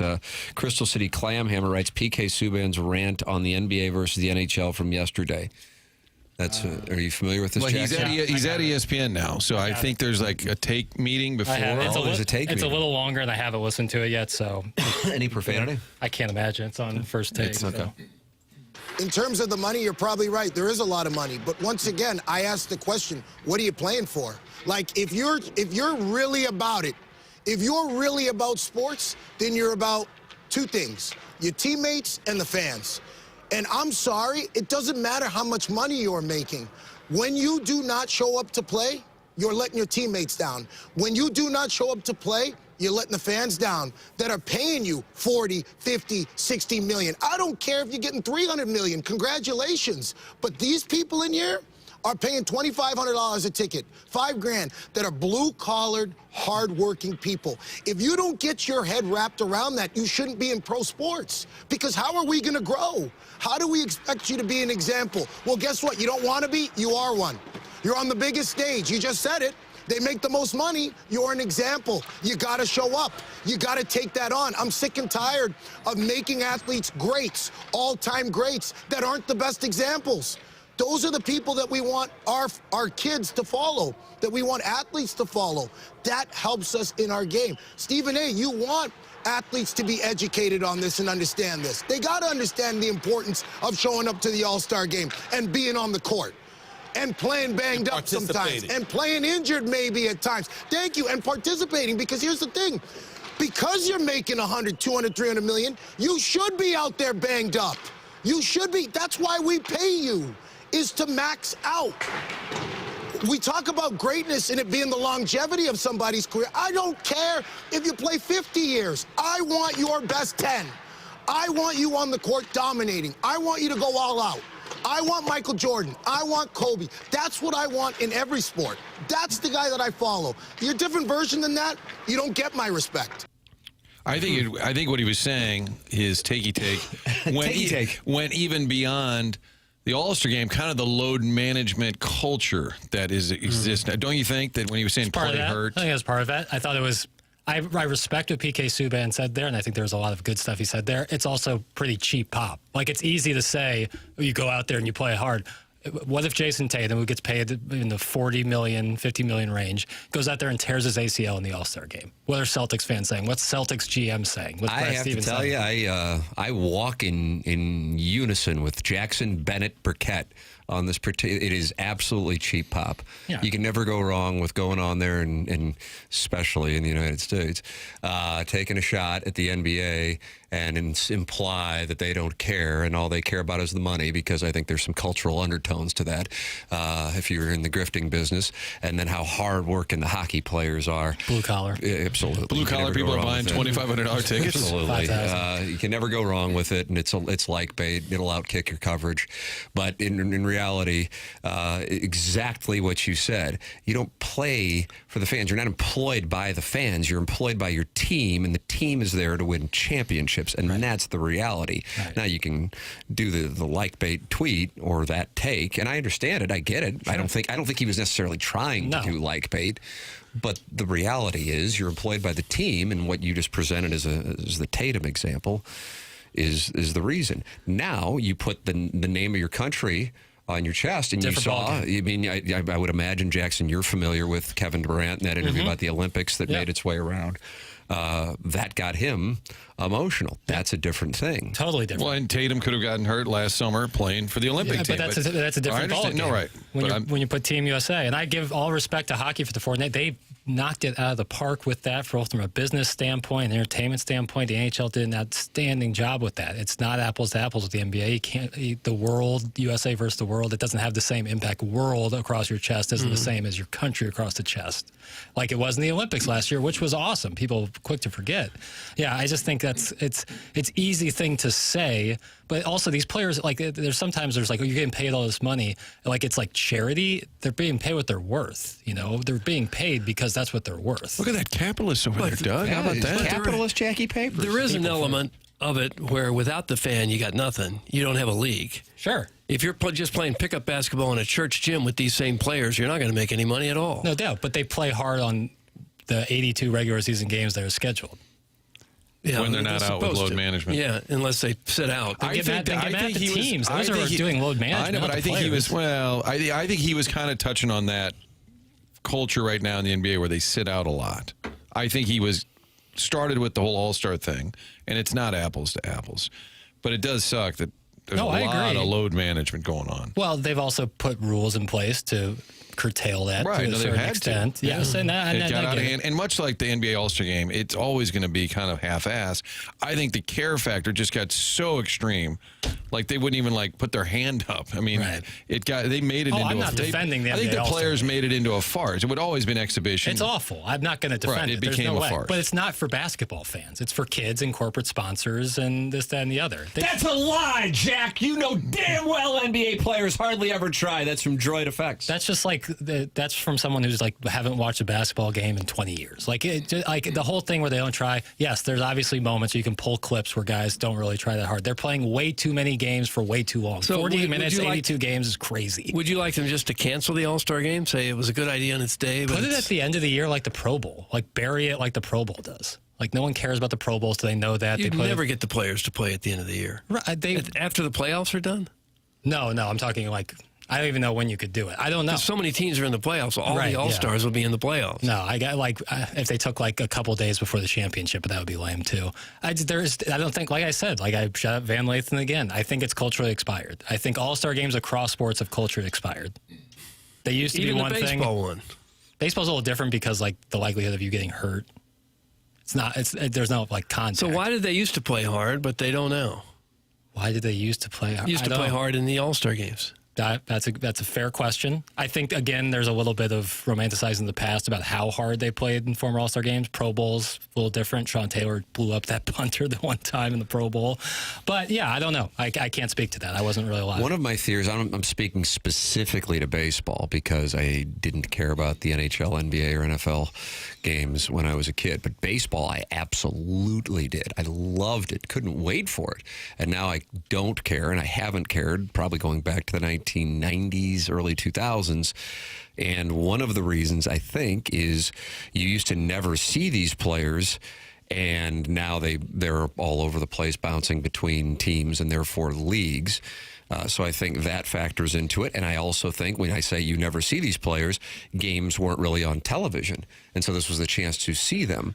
And so whether it be culturally expired or technology playing a role in it, and certainly free agency, I think that has played a role in its diminished interest. Yeah. And I think, and then you're for baseball, I can't speak to that. Talking about baseball, there's the other side, or they're like a solution, like baseball used to do, where it had huge stakes. The winner of the All-Star game gets home field advantage for the World Series. That's crazy, but if you want people to play hard, something like that. But again, that is pragmatically stupid to have an exhibition game be so important like that. You know, so it's you're really in between a rock and a hard place because you got to put stakes on it outside of money. These guys have enough money. Yeah, well, I guess you may as well just cancel it. Well, they got too much money wrapped up into it at the moment. I don't know if that's going to be there in 5 years. They don't even get big names in the dunk contest. That's the most confusing thing to me. Max McClung is what, like a G or D League guy? He's won 3 dunk contests. I think he's played in 3 games. And nobody in America knows who that is. I mean, you used to have Dr. J. If you're a ball knower, you know about Max McClung. Ball knower. Hoop mixtape and I said the majority of Americans, and they're not ball knowers, apparently. I do think they underestimate the importance of the fans because the game is really about producing an entertainment product that the masses will enjoy.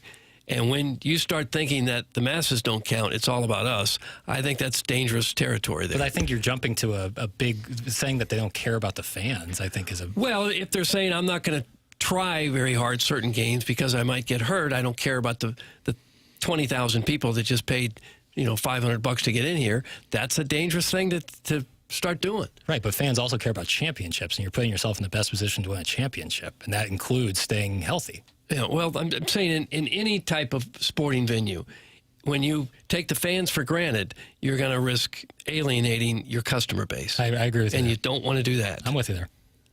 But I don't think I think fans are more upset that the game just sucks, as opposed to it not being. If it went away, I don't think fans would care. No, I agree with that. The Pro Bowl has gone away. They I didn't even notice. Yeah, because people weren't watching. Ladies and gentlemen, you're welcome to give your thoughts, and many are. 314-399-9646, Air Comfort Service text line. You can participate in the YouTube chat with Josh Martin, a guy named Jose, and Ryan Crawford, and John N., who says this, Doug, ball don't lie. You like that? Ball don't lie. God, I love a ball don't lie moment.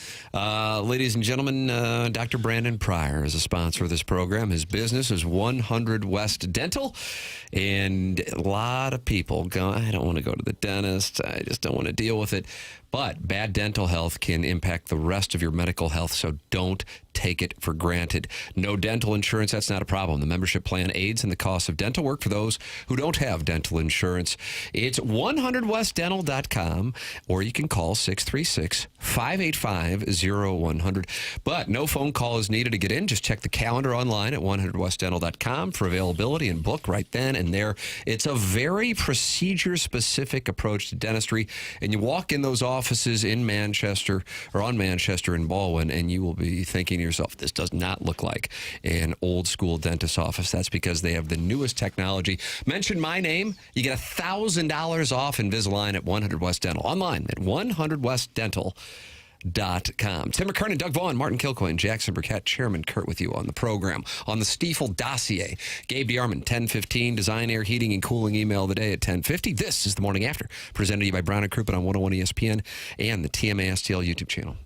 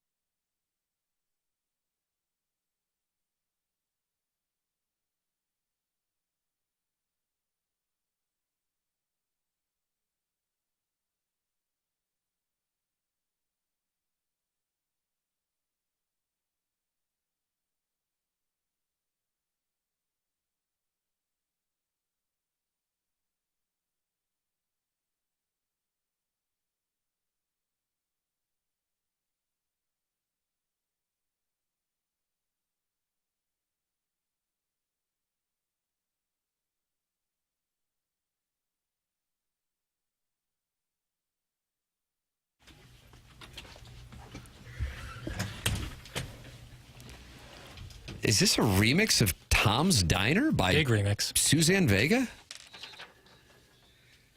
I have a feeling Doug's not going to like this. Wait till you hear the other guys Is this a come diss in. track? No.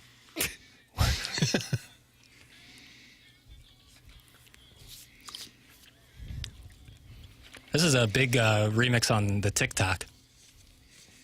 People really like it on TikTok.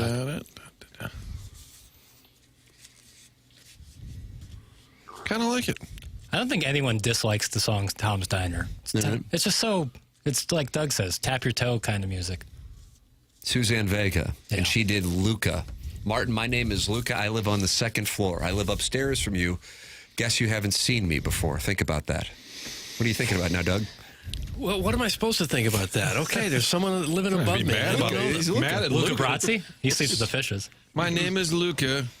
I'm a little out of shape, and they traded me to LA. Right? There it is. It comes full circle to the association.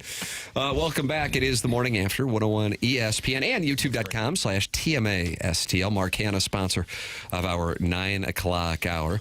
Wonderful story. I love giving recommended reading to the audience. All right. Do you know where I'm going with this? It's a local story. No, I don't. I feel like Martin's live on this one. A recommended story. But now I'm sensing that he does not know what I'm talking about. Kind of a little bit of a rib coma. Oh, yeah? How many have you put down now? Well, I'm with Doug. Like, one rib that you pick up actually has a couple of ribs to it, but I picked up 3 of those vehicles, and I think so. Technically, I think technically it's 6 ribs. Yeah, I think I'm there with you. Oh man, I gotta tell you, Crushed. I could eat 10 more. Pappy's ribs. I will try not. I'll try hard not to. Phenomenal. Jackson is already planning on taking them home. So. Yeah, take the whole tray, buddy. You do this with your kids, Tim. If there's like one cookie left, one donut, and you're like, everybody's had, and then you eat it, and then the kids go, oh, where did, and then you feel like the biggest fat ass in the world. Because you took it. So I'm not going to have any more ribs because I want you kids to enjoy Here, it. I'll move them out of your way. And Jackson is moving them as they get closer to Jackson's home. Katie Wu with, like an oral history of the Nolan Arenado situation with the Cardinals, and it's really well done. It is super detailed, and that's at theathletic.com. Tip of the cap to Katie Wu, who you can hear throughout the week on 101 ESPN as she joins BK and Ferrario quite often. And I thought one of the best parts of the whole piece is that Arenado wasn't going to accept a trade just anywhere, and then it gets into the Astros situation, and that is where there became some tensions between Arenado and Mozeliak, but there also was confidence that he was going to wind up somewhere.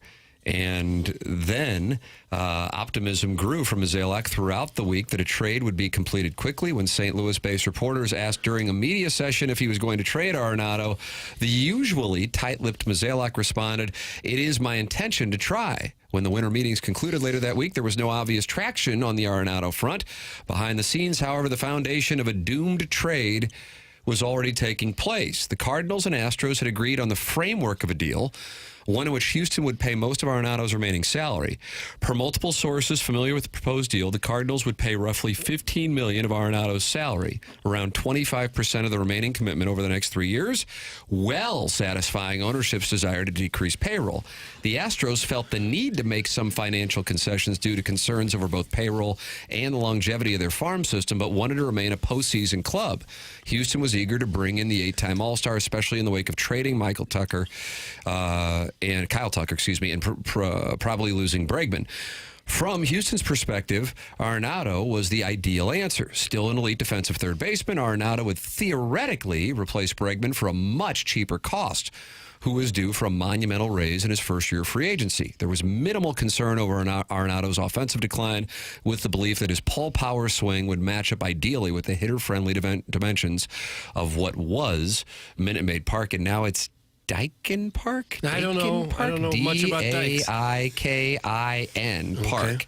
Both the Cardinals and Astros felt the trade would satisfy some of their most pressing needs, and both were pushing to complete it as soon as possible. All that remained was Arenado agreeing to it, something Mozeliak didn't envision being an issue.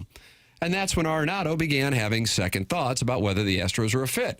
Mozeliak gave him a weekend to decide, and by Monday, Arenado was still not sold. He didn't want to rule out the Astros for good, But he wanted more time to see how the market would play out and just how much Bregman's free agency was impacting it. He also didn't want to move his family, as a 2-year-old daughter and his wife, to have to adjust to another organization unless he was entirely sure of his decision. Both Mozeliak and Dana Brown of the Astros were growing antsy, but the Astros still believe Arenado would accept the trade. However, the following day, Arenado officially informed Mozeliak he would not waive his full no-trade clause to join Houston, at least not at the current time. He'd be open to conversations later in the offseason when more certainty about the Astros roster and his own market had been established. But Arenado also understood that Houston could pivot, which would essentially end chances of further negotiations later in the winter. And that's exactly what the Astros did, signing Christian Walker.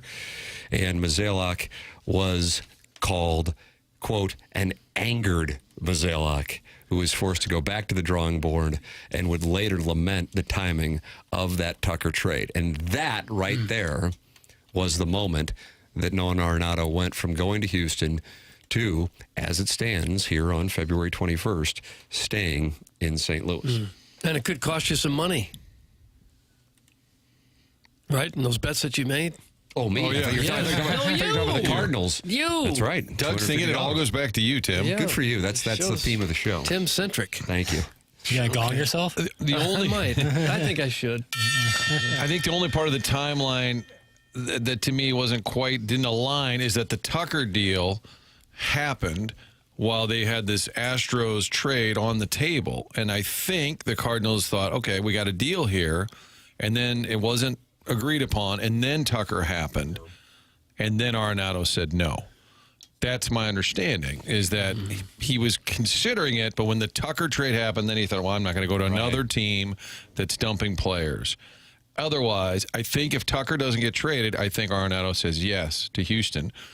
And then I do think he felt he could just wait it out. And it was Katie Wu who reported it at the time, that he kind of wanted to see what other options there were. And then when the market dried up, I think, and that's why I asked, is it awkward? I've heard people poo-poo the awkward angle, and maybe they can get past it. They're all making money, and they're all business people. But I think there was some serious frustration. Like, hey, we got you a deal. You wanted out. It worked for everybody. You turned it down. Your fault. I think there's a little bit of that sentiment. Now, they can all kiss and make up, and everything's fine. Yeah. But I think that backstory is still there. There's still a little underlying tension that I think Katie's getting into. And in the article also, it says that Mozeliak was so certain of moving Arenado and his desire and the organization's desire to do so that he started doing it before the season even ended last year. How about that? I guess they finished off the season in Colorado and San Francisco, and he was working on it there. So it's been a mission. He called it priorities 1, 2, and 3. And so when you aren't able to accomplish priorities 1, 2, and 3, that certainly is disappointing to the individual and the organization, and incredibly frustrating to the fans. We're currently in the midst of, we are spinning this into a good thing mode. Mm-hmm. Yeah, and I still go back to the premise from months ago that both sides would be good with it. You want to leave, we want you to leave. I think that was their mindset. Now you have to kind of put the best face on it you can, because it didn't work out. Yeah. And it played out a little bit publicly in terms of what you had hoped to do. But I think if he's on a lie detector, Arenado, he doesn't want to be here, but he didn't get to go to one of his preferred spots, so he's stuck. And I think he's also probably embarrassed that there wasn't a bigger market for him. I would be he's already a highly motivated player, but I would be a bit hurt that there really wasn't much of a market for my services. Well, there may still be. Sometimes things change in a hurry. Somebody gets hurt in spring training. Some young kid doesn't turn out to be the player they thought he was. Mozeliak's phone could ring at any time with another team saying, yeah, we've thought about this. We really do need Arenado. That could still happen. Tim, does it say at all what the return was supposed to be from Houston? That's from the 217. That's a good question. It sounds to me, if Houston was going to pick up, and I'm just doing some algebra here. If the Cardinals were only going to be on the hook for $15 million, the Rockies were already on the hook for $10 million, and the balance was $74 million, then Doug, the return was probably just Houston picking up $49 million. I wouldn't imagine they would have been getting too much in return if Houston was picking up 50 of the 74 remaining. Might throw in a low-end minor leaguer to make the Cardinals feel like they got something, some hope. And it doesn't matter for our discussion, but I am curious how he has $50 million deferred. Like, where does that fall? Like, is that off the table? Is that, hey, we'll handle all the deferred, you just deal with the salary? You know what I'm saying? That's still hanging out there. He's got 50. Look at his contract. There's 50 million still coming. Track. Oh, it's great. He's got 3 million, 3 million, 3 million, 2 million, 2 million, 5 million. Just laying around, Doug. Right. Just down the road. And we're worried about his feelings. We're just down the road. He'll get 50 mil in deferred money. But it sounds like Houston was the main team that was on Arenado's list, because otherwise you don't go down that road. What I understand is there were some teams who said, we'll pay all of the salary. And I don't know the teams, but they weren't places he wanted to go. So the 3 teams that are listed, Martin, in Katie Wu's article, which again, recommended reading at theathletic.com, the Royals, the Angels, and the Tigers. Now, it doesn't mention what you just specifically said, that they would pay everything, but those were 3 teams that called. Then later in the year, the Mariners called, but Arenado was not interested in going to those particular places as he didn't deem them playoff worthy. But, I mean, the Royals and the Tigers are playoff worthy. I mean, the Royals, from my standpoint, are live this year. Well, then it gets to, it's more than just playoffs. Right. It's kind of like, I don't want to live in the Midwest anymore. I don't want to live in Detroit, period. Yeah, I want to be on a winning team, but I kind of want to be on a big market team. And I think that's where some of the tension is. All right, we're trying to accommodate you, but you're trying to thread this needle where you only want to go to a couple of places. Well, it speaks to a player overvaluing his market. And I think the Cardinals were being honest. They'd tell him that, hey, we tried. Yeah. Also, an article that we discussed earlier in today's TMA is this from the St. Louis Business Journal, that Jacob Kern, who has been a guest on the program, the managing editor of the Business Journal, wrote, and it is that the Cardinals have a lot of tickets available for opening day. And they go through the sections and how hundreds of tickets are available for opening day. And you'd have to go back to 1995, which was following that work stoppage that shut the game down. No World Series in 1994, and a delayed season opener, which was April 26th in 1995. They only had 33,539 in the ballpark for that night, and a 57,000-seat capacity.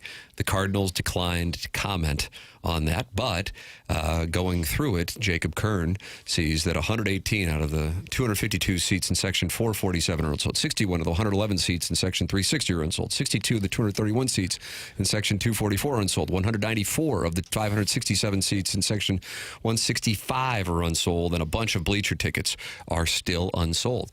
If you see the Clydesdales going around the warning track on March 27th and a bunch of empty seats, that would be an eye-opening moment. I still can't fathom that would happen, but here it is, a month out. It's the way it is. And those cheap tickets are typically on the secondary market when people are just looking to unload them. So we're not even in that phase. So it's not, unless the team says, all right, we'll knock down prices, which I don't think they would do. You're not going to see a bunch of people just scoop them up. Why not? It's only $10. These are still face value prices. Yeah. And if they're struggling to sell out opening night, you have to wonder how the rest of the season's going, ticket sales the rest of the year. Right. You would think must be dismal. Yeah. Season tickets, too. Yeah. So going to StubHub, just for the sake of it, again, this you can get from the Cardinals, is what the article in the Business Journal is talking about. You can get Section 434, row 10, $81. That is your least expensive ticket, but there are tickets available on the Cardinals website, and you do not need to go to the secondary market at this moment because thousands are available. I'm curious. I'll just do. I guess I'll do a Gallup poll. It's not really a Gallup. Quinnipiac? No. Are you less likely to go to opening day this year than you were just last year? And if so, why? And I'd be curious because oftentimes it's, in my mind, I'm thinking people are frustrated with the team. Sometimes on March 27th, you can have a rough weather situation. But the thing that has been really eye-opening for me, and maybe other people are going, how is this eye-opening? It's obvious, is that a lot of people just don't want to go downtown. They don't feel safe. They don't want to go downtown. And when they look at it and they go, well, there isn't a star player. The team is the only team in baseball that didn't spend $1 in the offseason to get better. Why would I invest dollars, emotion, and in some capacity, if you feel unsafe, safety risk, into a product that I don't believe is reciprocating my emotional and or financial investment? Therefore, my answer is no. I'm out. And opening day, they always jack up the parking prices, too. It'll be $50 to park close to the stadium. Because they usually have demand. But if you don't have the demand. No, that always hacked me off. If they don't care, why should we? That's from Lisa, who called in earlier on the program. Okay. Johnny Johnson said, we run a group outing with the Cardinals every year. They chose to raise ticket prices on us this year. Pretty tone deaf. If true, I would say it's your business. Do whatever you want. I would think it's probably a tough time. That's Johnny Johnson, the coach down there in Springfield. Yeah, he's a really good coach, dude. That guy's a legend. He's in all Springfield. over the place. Crime and Team, not interested. I can watch from home. That's from the 314. We feel safe going to doggy games. That's from the Jerkwood from Kirkwood. They are the most arrogant and tone deaf ever. That is from Lisa. Most folks will show up if they can somehow stay in the weak division race, especially if the young guys produce. That's from the 314. Doug, the Youngry Birds. I don't mind that. The Youngry Birds. Well, I hope they get it together because it's going to be a long, long summer here if they're dreadful again. And the town's not interested. Well, I think even if they're 500, it's going to be. What if I'm playing good golf? Well, I don't care about that much either. It'll take the sting out of it for most of St. Louis. 500 will keep you in the race. I know, I'm saying, September. but I think 500 doesn't move the needle for a fan base that's either ticked off or apathetic. So even if they're not terrible, but they hover around 500, I think a lot of people are just checked out. I think that again, I really do think the plan was, but then it's kind of like the Red Sox thing. It's like, well, how did you not talk to people to know in advance that the plan was that a number of guys who are actually back this year would not be part of the team this year. And so you would just have this young group. They could market it that way. I think a lot of people would have been excited about it. But when they go, this is the same team minus Goldschmidt, Lynn, and Gibson, and that makes them not as good. And it's not like the young guys that are going to get the chance to play we haven't seen before. Most of them we've had a chance to see before. And then you got a guy at third base who doesn't want to be here. Why would I spend money on that? It's the same thing. You packaged it as going to be a youth movement, and in reality, it's the same thing except just worse. Yeah. It's, again, they're stuck in purgatory. You know? They can't escape. There's a slogan. Stuck in purgatory. You wouldn't be stuck in purgatory if you went to Collier and Thompson. Oh, if you let it wash over me. If you felt like your house was purgatory, and some people do, still it's kind of hard to move with interest rates being what they are. Collier and Thompson can fix up your house and make you want to stay there for as long as you're alive. This is what they do. They spruce up your home, and they'll make you feel great about it. It's hard to know who you can trust to be in your house, and will they back up their work. Collier and Thompson stands behind every job that they do. During the process, they are always available there for you. The Collier and Thompson team really cares about the work that they do. That's their reputation is on the line every time they take on a project, and so they want to do the right thing for you. It may cost them a little extra time and dollars, but that's what sets them apart from the competition. You can check out their website at collierandthompson.com, see some of the reviews that they've got. Here's old Kim S. saying, Jim, the designer, listened and gave good recommendations. Mike, the project manager, always available for questions regarding installation. Both Jim and Mike work with the insurance companies when estimates by the adjuster were too low. There's all kinds of reviews raving about the customer service they get at Collier and Thompson and the work that their people do. Absolutely outstanding. Been in business since the 1950s, taking care of St. Louisans and their homes. That's Collier and Thompson on Manchester and Ballin, next to Uncle Bill's Pancake House. Collier and Thompson, come home to quality. Online at collierandthompson.com. Martin, do you have anything you need to tell the people about before you head on out? Yeah, I want to talk about Auto Loan Pro. You go to that website, you'll see friend of the show, Robert Thomas, when he's not walking his dog. He's on the website helping you learn more about the playbook that's attached. It's a free playbook, and Auto Loan Pro brings that to you so you understand how credit works. That way, you can understand what kind of car you can afford this time and maybe even next time. With little or more no money down, Auto Loan Pro is going to get you the very best rate possible. They work with over 50 different lenders. There's one thing you need to know. Financing a car, all you need to know, choose the Auto Loan Pro. It's a website. It's great. Autoloanpro.com. Find out where the cars are, what kind of cars, but also what you'll be paying and how it all works. The free playbook. See Robert Thomas, download the playbook, buy a car, do it all online. It's part of the Lita family, Autoloanpro.com. Both Doug and Martin have to take off. Doug, you have a personal event that you need to tend to. Martin has this onboarding process here at Hubbard. It is famous for being a 10-year process. Right. And some people never get it completed. They move on to another job before it's unbelievable. I saw Mark Close in there yesterday. He's still onboarding. I think Courtney and Riz will be there today. They're getting caught up.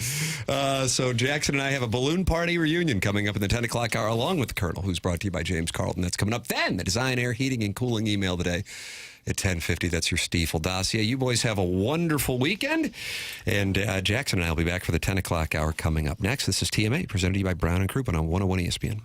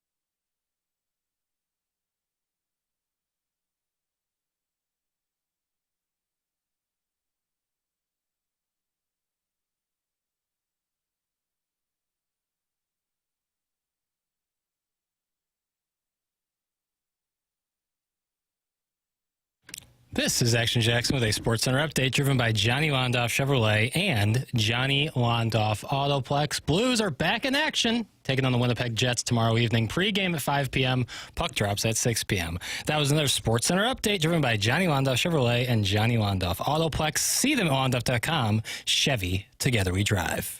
Are you kidding me?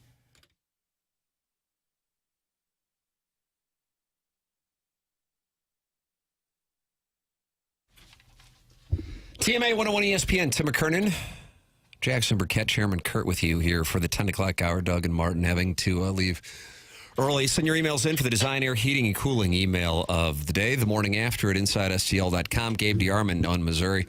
And the states of the Tigers as they head to Arkansas tomorrow night and the NCAA tournament. I'm raging, candidly, that Joe Lunardi has not posted updated bracketology. Jesus. Oh, he usually does it like at 8 o'clock on Fridays. I know. And there's nothing. It's his only job. But it's a balloon party reunion here, Jackson, and I can't wait to hear your six-shooter. For the first time since October of 2024, it's time for a Friday six-shooter with Lil Piddles. Woo, woo. You ready for this, Tim? It's been a minute. Are you ready for this? Hold on. Question 1. Oh, my God. It feels good to be back, you know? It's like getting into an old pair of pants that didn't fit, but now they fit again. It's just so good. Why do you think we romanticize the past as much as we do? As you romanticize the past. Yeah, exactly. Well, it's serendipitous, especially when it comes to sports. Is it just our nature, or do you think it's a projection of our lost youth and trying to regain some of the things that make us feel young again? And then I have a second part to this question. Later. Oh, okay. I was about to say, I'm ready to answer. I've noticed that sometimes my questions get a little wordy. That's correct. After 3 years of doing them, I think I've just now picked up on sometimes they get a little wordy. So I have a second part to a question.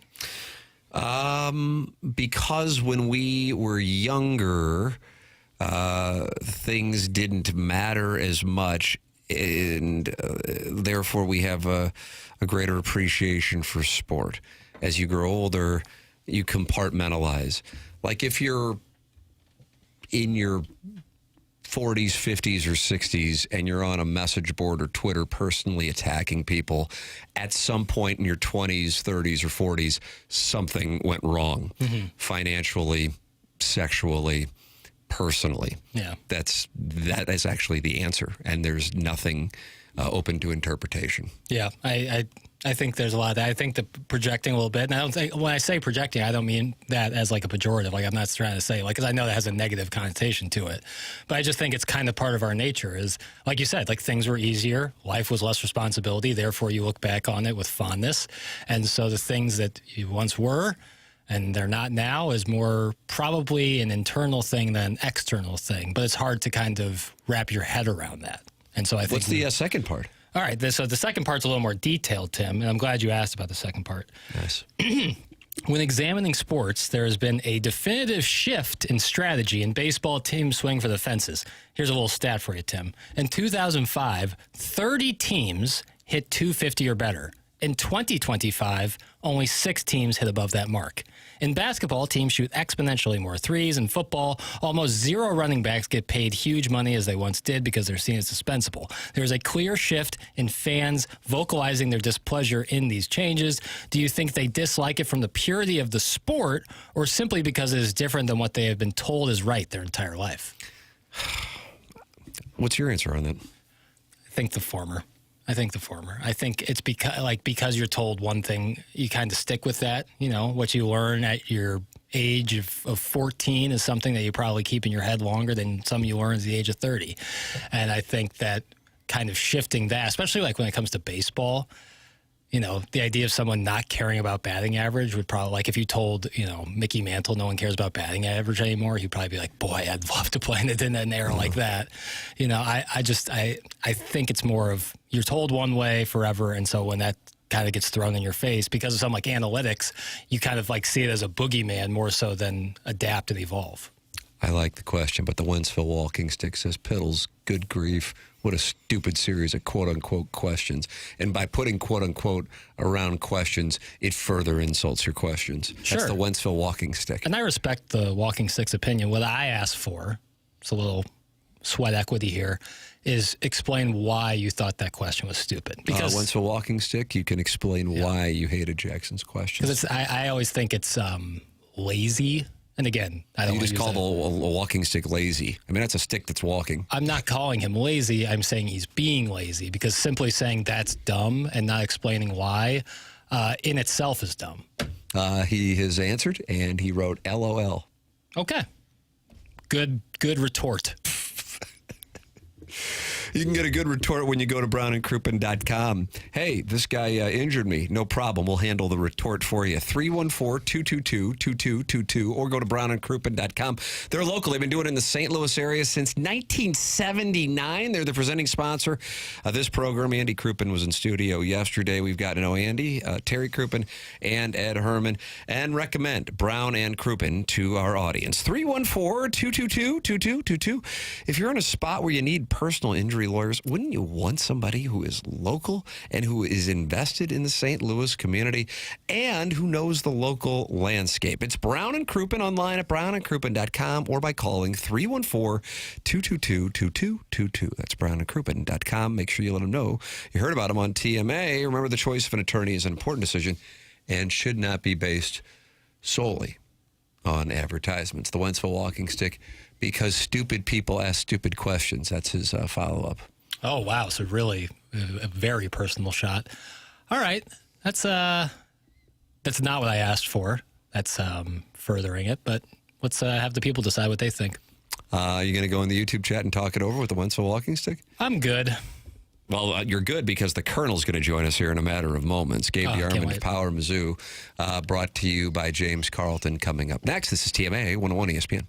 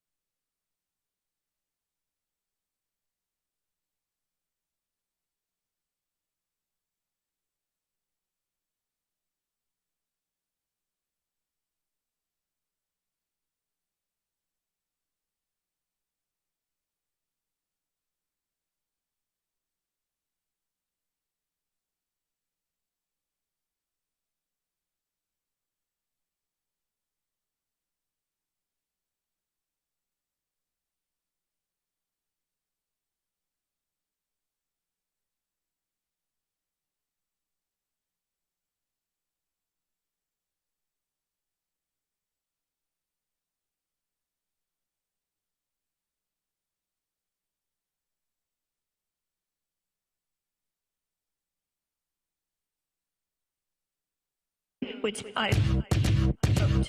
There is the state which I live in, which is on Missouri.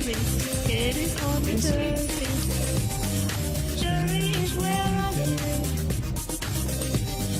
Missouri is where I live. Oh. Welcome back to TMA 101 ESPN. Tim McKernan, Jackson Burkett with you in the 10 o'clock hour. It's a balloon party reunion, and it's the first balloon party since October 25th. 2024. Magical indeed. James Carlton brings you Gabe DeArmond every Monday and Friday here on TMA. James Carlton's my insurance agent. I recommend him in a major way. 314-961-4800 or go online at carltoninsurance.net. You'll see 410 five-star reviews when you Google James Carlton. The thing that stands out to me is the service that you get from James and his team. In addition to that, I just ask you this question. Did your insurance go up year over year? There's a good chance the answer is yes. And if the answer is indeed yes, you have nothing to lose by calling 314-961-4800 right now and seeing if James and his team can save you money. And my bet is they can. James Carlton, Carlton State Farm Insurance Agency, 314-961-4800 or go online at carltoninsurance.net. Let's welcome the Colonel to the Collier and Thompson phone lines here on 101 ESPN. And Gabe, I would imagine you're just as angry as I am that Joe Lunardi has not updated his bracketology yet this morning. Is that right? I'm actually in the middle of writing my roundup because I saw Jerry Palm updated his, and I was hoping Lunardi had. So yeah, I am actually relatively annoyed. If you can get Joe on the line, that'll help me. We'll get him on the line. What does Jerry Palm have in his latest bracketology? Jerry Palm has Missouri as a 4 seed in Denver, facing Akron and then theoretically Texas Tech. How about that? Texas Tech kind of scares me. You're a little worried about Texas Tech? I think I think they make some moves. All right. Can I fight back here? Please.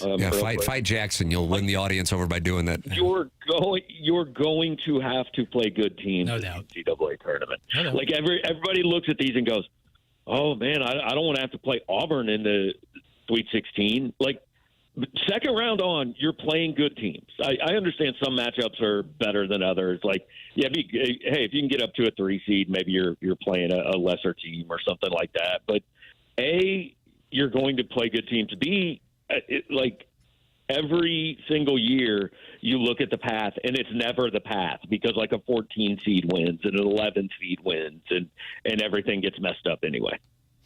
So, Jackson, are you at peace now with that? The Colonel kind of let you know how the world works. The Colonel, I'm in lockstep with Colonel. I've always said that. Talk about matchups. If you're going to make a run, you're going to have to beat 4 or 5 really incredible basketball teams. So that's just the nature of the beast. All right, Jackson sounds like he's a learned man, and he's conceding to you, Colonel. I can't wait to get your answer on this. And I don't know if you experienced this with the Chiefs or the Royals when they won their first championship. In the case of the Royals, of course, the first one that's recognized by Major League Baseball in 2015 as the one in 1985 is right. Not. But in the Chiefs, because in 2019, I know you're not a hockey guy being over in Kansas City, but in 2019, we've seen plenty of Blues teams that have gotten to the playoffs. But in 2019, I remember saying to Doug, like back in, I don't know, March, I go, man, it just feels different. And then sure enough, they go and win the Stanley Cup. And I realize as a Missouri fan, you just never want to say this, but I'm unpopular anyway, and I'm not running for office. This team, and we've seen, you and I being the same age, have seen a lot of really good regular season Missouri teams. And I don't know what it is, but this one feels different to me. You cover them. You've been covering them for a quarter century. Does this one feel different to you? I think it feels different because you don't know the end, right? Like that 2011-12 team, when we went up to Omaha, there was no thought in my mind that I wasn't in for at least 2 weeks in the NCAA tournament. The 08-09 team I thought was absolutely good enough to play in a Final Four. In 1994, that was our senior year in high school when they went unbeaten in the Big Eight. Like, I thought, man, this is it. Like, this is just the team of destiny, But obviously, we know how those ended. I think this team's good enough to have a chance for sure. But I could name probably 20 teams that I think should go into the tournament thinking we can make the Final Four. And I can name, 15 of those teams that could lose their first game of the tournament. Yeah. It's just what it is. I think this team absolutely should have those goals and all that. Whether it will, who knows, right? Let's see who they play and how it goes and who gets upset along the way. I think for me, and I know Jackson's a huge Missouri basketball fan, and his frame of reference, being born in '98, it does not include the first-round debacles of the 1980s, and then, of course, the 1995 Tyus Edney as far as living it. But I think it's a combination of the depth, the size, and what stands out to me is going into any game, I feel like it could be one of like 8 guys who could be the guy. And I don't know if that matters when it's all said and done in the NCAA tournament, because if you run into a team like Missouri did, who was it that just shot lights out? Was that Tennessee, Knoxville? They you just kind of go, okay, you tip your cap, you run into that. What are you going to do? But they also just play such tight defensively, as we saw Alabama have to work it around so often and get a shot off at the last second. I don't know. It just strikes me as different this year. And I don't think that that's rooted in hope so much as just this is what I think. Yeah, I mean, they have a lot of ways to win, and I think Dennis Gates has really done a good job.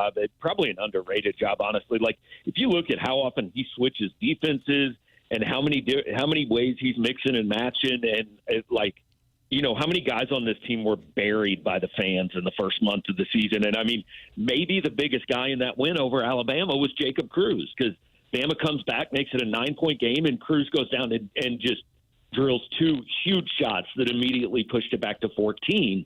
And so I do understand the hope. And I think people like this team a lot, right? And I don't know necessarily how true that was.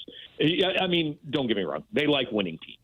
But, it feels like there is a different feeling with this team and this fan base this year than maybe they're, they loved the team 2 years ago, but none of us went to the NCAA tournament thinking that was a Final Four capable team, right? It was, hey, go win the first game in 11 years or whatever, and then take your shot at Arizona in round 2. And if you're playing in the Sweet 16, this is like a success by every single measure.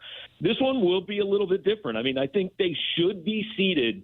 I think it'll be disappointing if they're not a top 4 seed, which means they are supposed to get to the Sweet 16, and so it will. I understand all the feelings of optimism, and I've been saying for 3 weeks I thought this team should have Final Four goals, so yeah, I fully agree with that.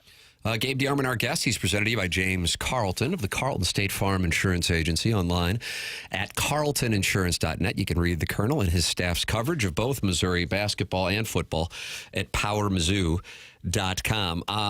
What stood out to you, if you're asking one thing, whether it's something you saw behind the scenes or just the gameplay from what truly was a classic on Wednesday night against Alabama? Okay, I got 2. Nice. The first is just the atmosphere. That was up there. There have been atmospheres that were probably as good at Mizzou Arena or at Hearns Center. There's never been one that I thought was any better, and that includes Kansas games. Start to finish, that arena was, okay, this is what big-time college basketball is supposed to feel like. They were into it, and it was like, you almost kind of sensed the crowd was on, even up 14 points or 18 points. The crowd's on edge because you're looking and going, any other team in America is down 30 at this point, and they just keep coming. And so you're literally watching the clock with 17 minutes left going, can this speed up, right? But then every time Bama would make a push, it took exactly one play for the crowd to get fully back. Like they get to 6, Missouri hits a shot to go up 9, and the crowd is fully back at the same level. So that was number 1, was just the atmosphere. And number 2, and this became obvious to me very early on, those are 2 elite offensive basketball teams. Alabama's better because Alabama's better than anybody offensively in America. I mean, they just have guys making unbelievable shots. They score 11 points in the first half with 0 on the shot clock. And there's nothing you can do. The difference in those two teams on Wednesday night was that one of them played defense and one just wanted the ball back. Yeah. And you have to, you don't have to be elite defensively, but you've got to make an effort. And I didn't even think Alabama was making an effort. I mean, you referenced it. Everything Alabama got, like, they were working to get those shots. Missouri was, I mean, there were guys open by 7 feet, and they were basically getting layups and threes. I was in a few group texts, and I was texting with some people. I don't know if I sent this to the one that we're in, Colonel, but I don't know. I mean, I guess it's had to have happened, but truly, have you ever had a team down 13 at the half that shot 50% from 3 and shot 61% from the field? I mean, statistically, that just strikes me as what has to be one of the greatest mathematical outliers in college basketball history. Yeah. Yeah, it was unreal when you looked at Alabama's numbers and go, they would be leading almost anybody in America. Yeah. And they are actually fortunate to be down 13. Somebody posted on our board, and look, I didn't do the research. He says he did, so I'll believe him, that before Wednesday night, Nate Oates at Alabama had 29 games where I think it was like they made 10 threes and shot X percentage from the floor, and they were 29-0. And Wednesday night was the first time they lost. Unbelievable. Gabe DeArmond with us, brought to you by James Carlton State Farm Insurance Agent. Here's a good question. I'm curious what your answer is. I think I might know, but I won't say it before you answer. Pele Blanco in our Air Comfort Service text inbox asks, what is a weakness for the Tigers, if there is one? What do you got on that? Yeah. I mean, I think they are vulnerable to a team with an athletic front court, like an athletic defensive front court, right? It's what we saw at Texas. It was, they're good enough to close out and take away Grill and Bates at the three-point line. But when Missouri got the ball down low, like, they were just getting the ball knocked out of bounds and swatted. And it was what was actually so impressive, I thought, about Mark Mitchell on Wednesday night was he was going at these Alabama big men who are not bad. Now, defensively, they aren't as good as Texas, I don't think. But, like, they have guys down there. They're long and athletic, and you just thought, I don't know if he'll be able to finish. He was 10 for 12 on 2-point shots. So if you get that Mark Mitchell, that mitigates that weakness. But we've seen not that Mark Mitchell a lot of times this year, too. So I think a front court that is going to block a lot of shots and make things tough, that really an elite defense, right? Because Texas, I think, is very, very good defensively. Texas A&M is elite defensively, and those teams cause problems for Missouri. Now, oddly, Tennessee didn't, but I'm not sure Tennessee has the interior presence that a couple of those other teams did. I mean, that Texas A&M front court is, Pharrell Payne and Henry Coleman, who's been in college for 16 years, so he should be good. But I mean, that's a really tough front court to score against, and Missouri could. Yeah, I was so impressed about the Florida win because they do have a really athletic front court and the way they were able to win that one. Yeah, and that's the thing. Like, every weakness that you can come up with, then you can counter it with. But yeah, they did it in this game, right? I mean, they won at Florida, biggest win of the year at Mississippi State, biggest win of the year at Georgia, beat Alabama, beat Kansas. I mean, again, so there is no game that this team should go into. And while I would actually encourage Missouri to lose early in the SEC tournament, I would encourage everybody to lose early in the SEC tournament. I'd be interested to see this team play Auburn now because look, I don't know that they would win, but I don't think it would go the way it went 2 months ago. For the record, my weakness, which is much more remedial than you, and the athletic front court answer is the free throw line. Yeah, shooting. I worry about the free throw line. They get there, but shooting. They just get there so much. So there's two things. First of all, they get there so much. Like, they missed 16 free throws against Alabama, and they still made more free throws than Alabama took. So you mitigate that a little bit just by volume. The second thing is, if you look at the guys who were actually struggling at the free throw line on Wednesday night, I mean, Jacob Cruz went 0 for 1. He doesn't shoot a lot of free throws. Anthony Robinson went 0 for 2. That one's a concern because we've seen it happen a few times. Like, 2 is obviously not a big sample size, but if he misses his first free throw, I just go, you don't want him fouled the rest of the night. He either shoots like 90% or 50%, and there doesn't seem to be an in-between. But other than that, like Trent Pierce, yeah, he's a terrible free throw shooter. You're not going to have him in the game in the last 4 minutes. Like, you just can't. Josh Gray, he's not going to be in the game in the last 4 minutes. So Mitchell was 8 for 12. It's slightly below his season percentage, but you'll take it. Like, he's a 72% free throw shooter. Tamar Bates is up over 90. Caleb Grill was 10 for 11. Tony Perkins was 6 for 8. Those are the guys that are going to be on the floor trying to close out a close game. Now, that doesn't mean that, Missouri can't, like, they started 2 for 7 in that game from the free throw line. So that doesn't mean first half free throws can't kill you when Pierce and Gray might be taking more. But as far as late game, like, I don't know. It's not saying Caleb Grill couldn't all of a sudden go 5 for 10 in the game. And if he does, that's the reason. But it doesn't worry me as much as I think maybe it does some people.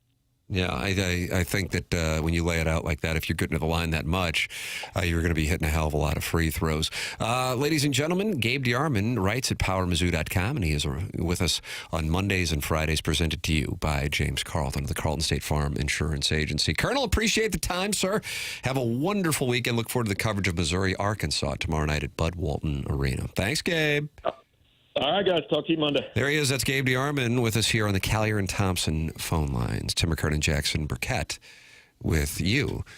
I feel like you want to say something. That's the physical read, but maybe my reads are off. I don't know.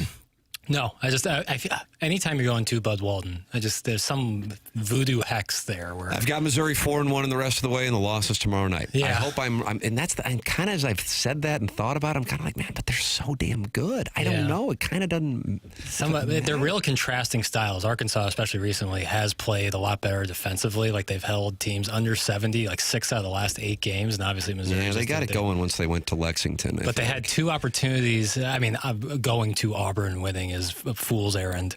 But they're as bubble of a bubble team can be. So they kind of got to win. They need to win this game and get in a tournament. They need to win 4 out of 5. They got 5 games left. They probably need to win 4 out of 5. And every home game has to be one of those 4. So, yeah, I mean, Arkansas is going to be fighting hard. But contrasting styles. Arkansas plays a lot of defense. They struggle scoring sometimes. And obviously Missouri likes to score. Well, ladies and gentlemen, the program is The Morning After. It airs on 101 ESPN. We have the Design, Air, Heating, and Cooling email today coming up. This is TMA 101 ESPN.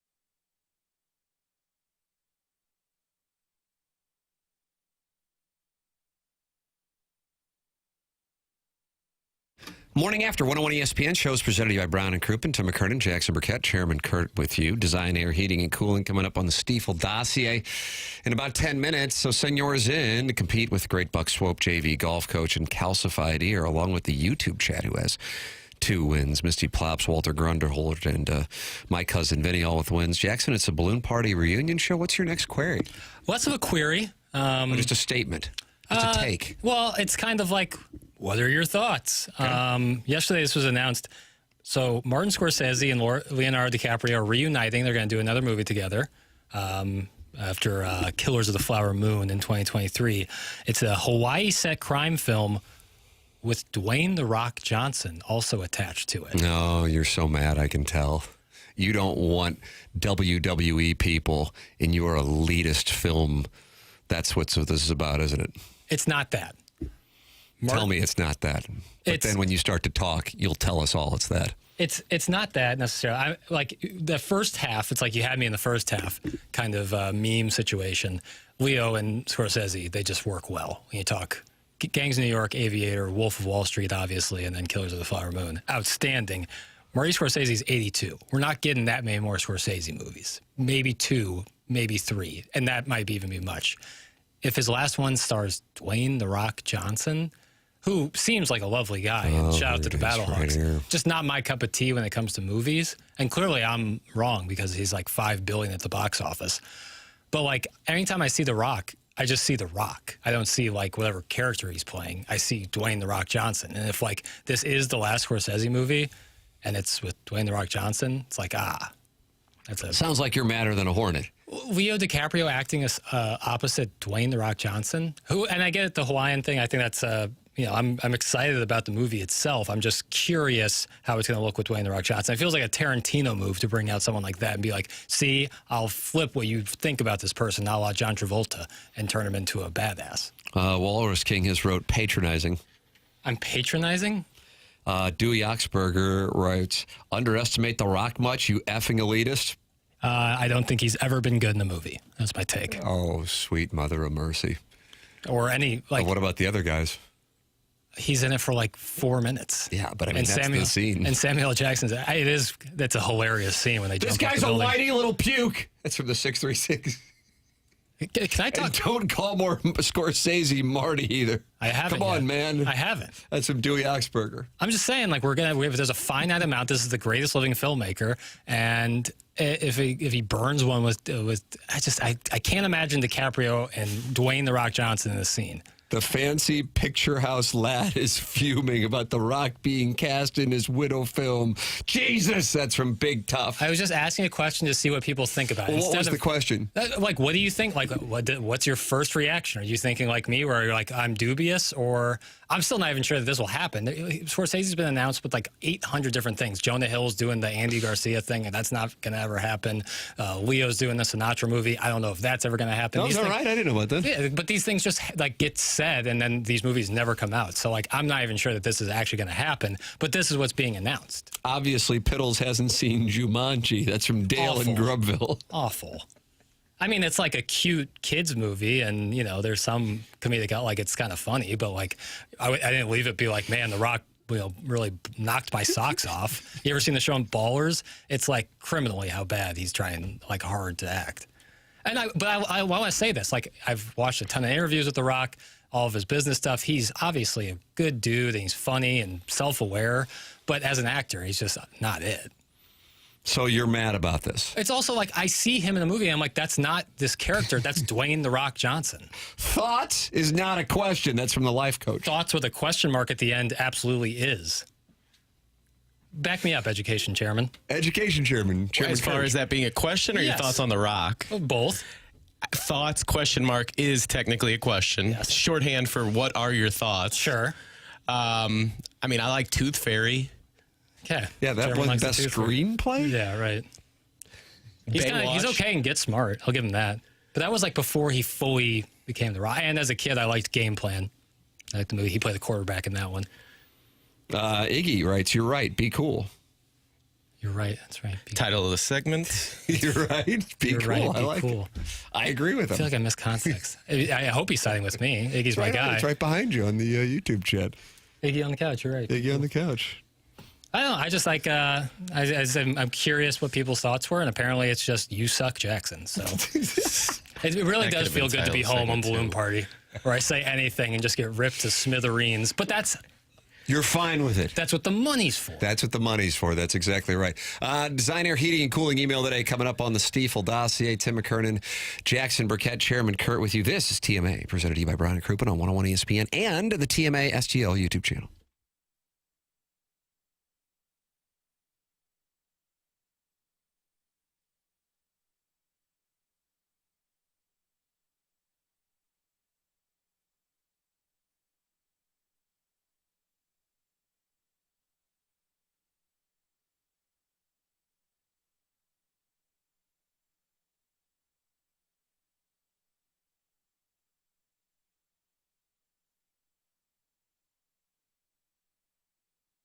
Michael's Flooring online at igotfloor.com. Michael's has been family and locally owned for over 30 years, and Michael takes pride in helping and making sure his employees are happy and make a great living. His passion is flooring, and when you order from him, he wants you to have the best experience for the best price, and that's why he is making sure he gets the best installers and giving this compensation package, $7 a square yard. That is awesome compensation in this industry. Just come in or talk to them, and you're going to see the difference. They want to make sure they suggest the best thing for you, not pushing what corporate's telling them they have too much of. The reason that he's continued to grow for the last 31 years is employees love working for Michael, and they feel like family. And he makes sure they're taken care of.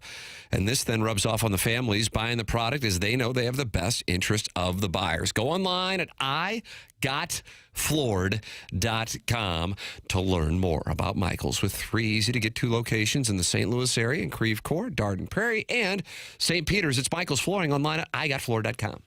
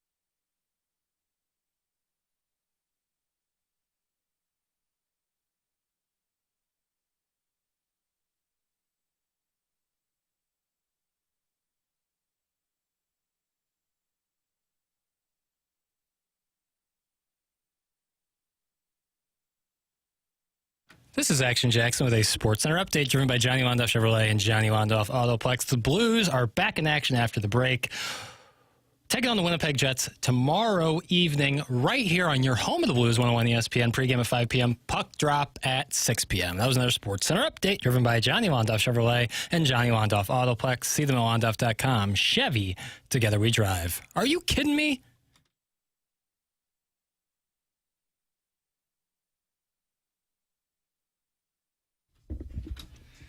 You know, the Colonel just texted me during the commercial break to let me know that Lunardi, perhaps strategically, kind of like how Missouri would wait to unveil their football uniforms until after TMA was off the air, has just updated bracketology on ESPN.com. And Jackson now is madder than a hornet because despite the win over number 4 Alabama on Wednesday night, Joe Lunardi does not have Missouri in the top 16 seeds. As a matter of fact, Joe Lunardi has Missouri heading to Providence to take on George Mason, and then a rematch with former Missouri coach for an hour and a half, Matt Painter, in the next round, assuming Matt Painter can get past Aquin, and that's assuming Missouri can get past George Mason.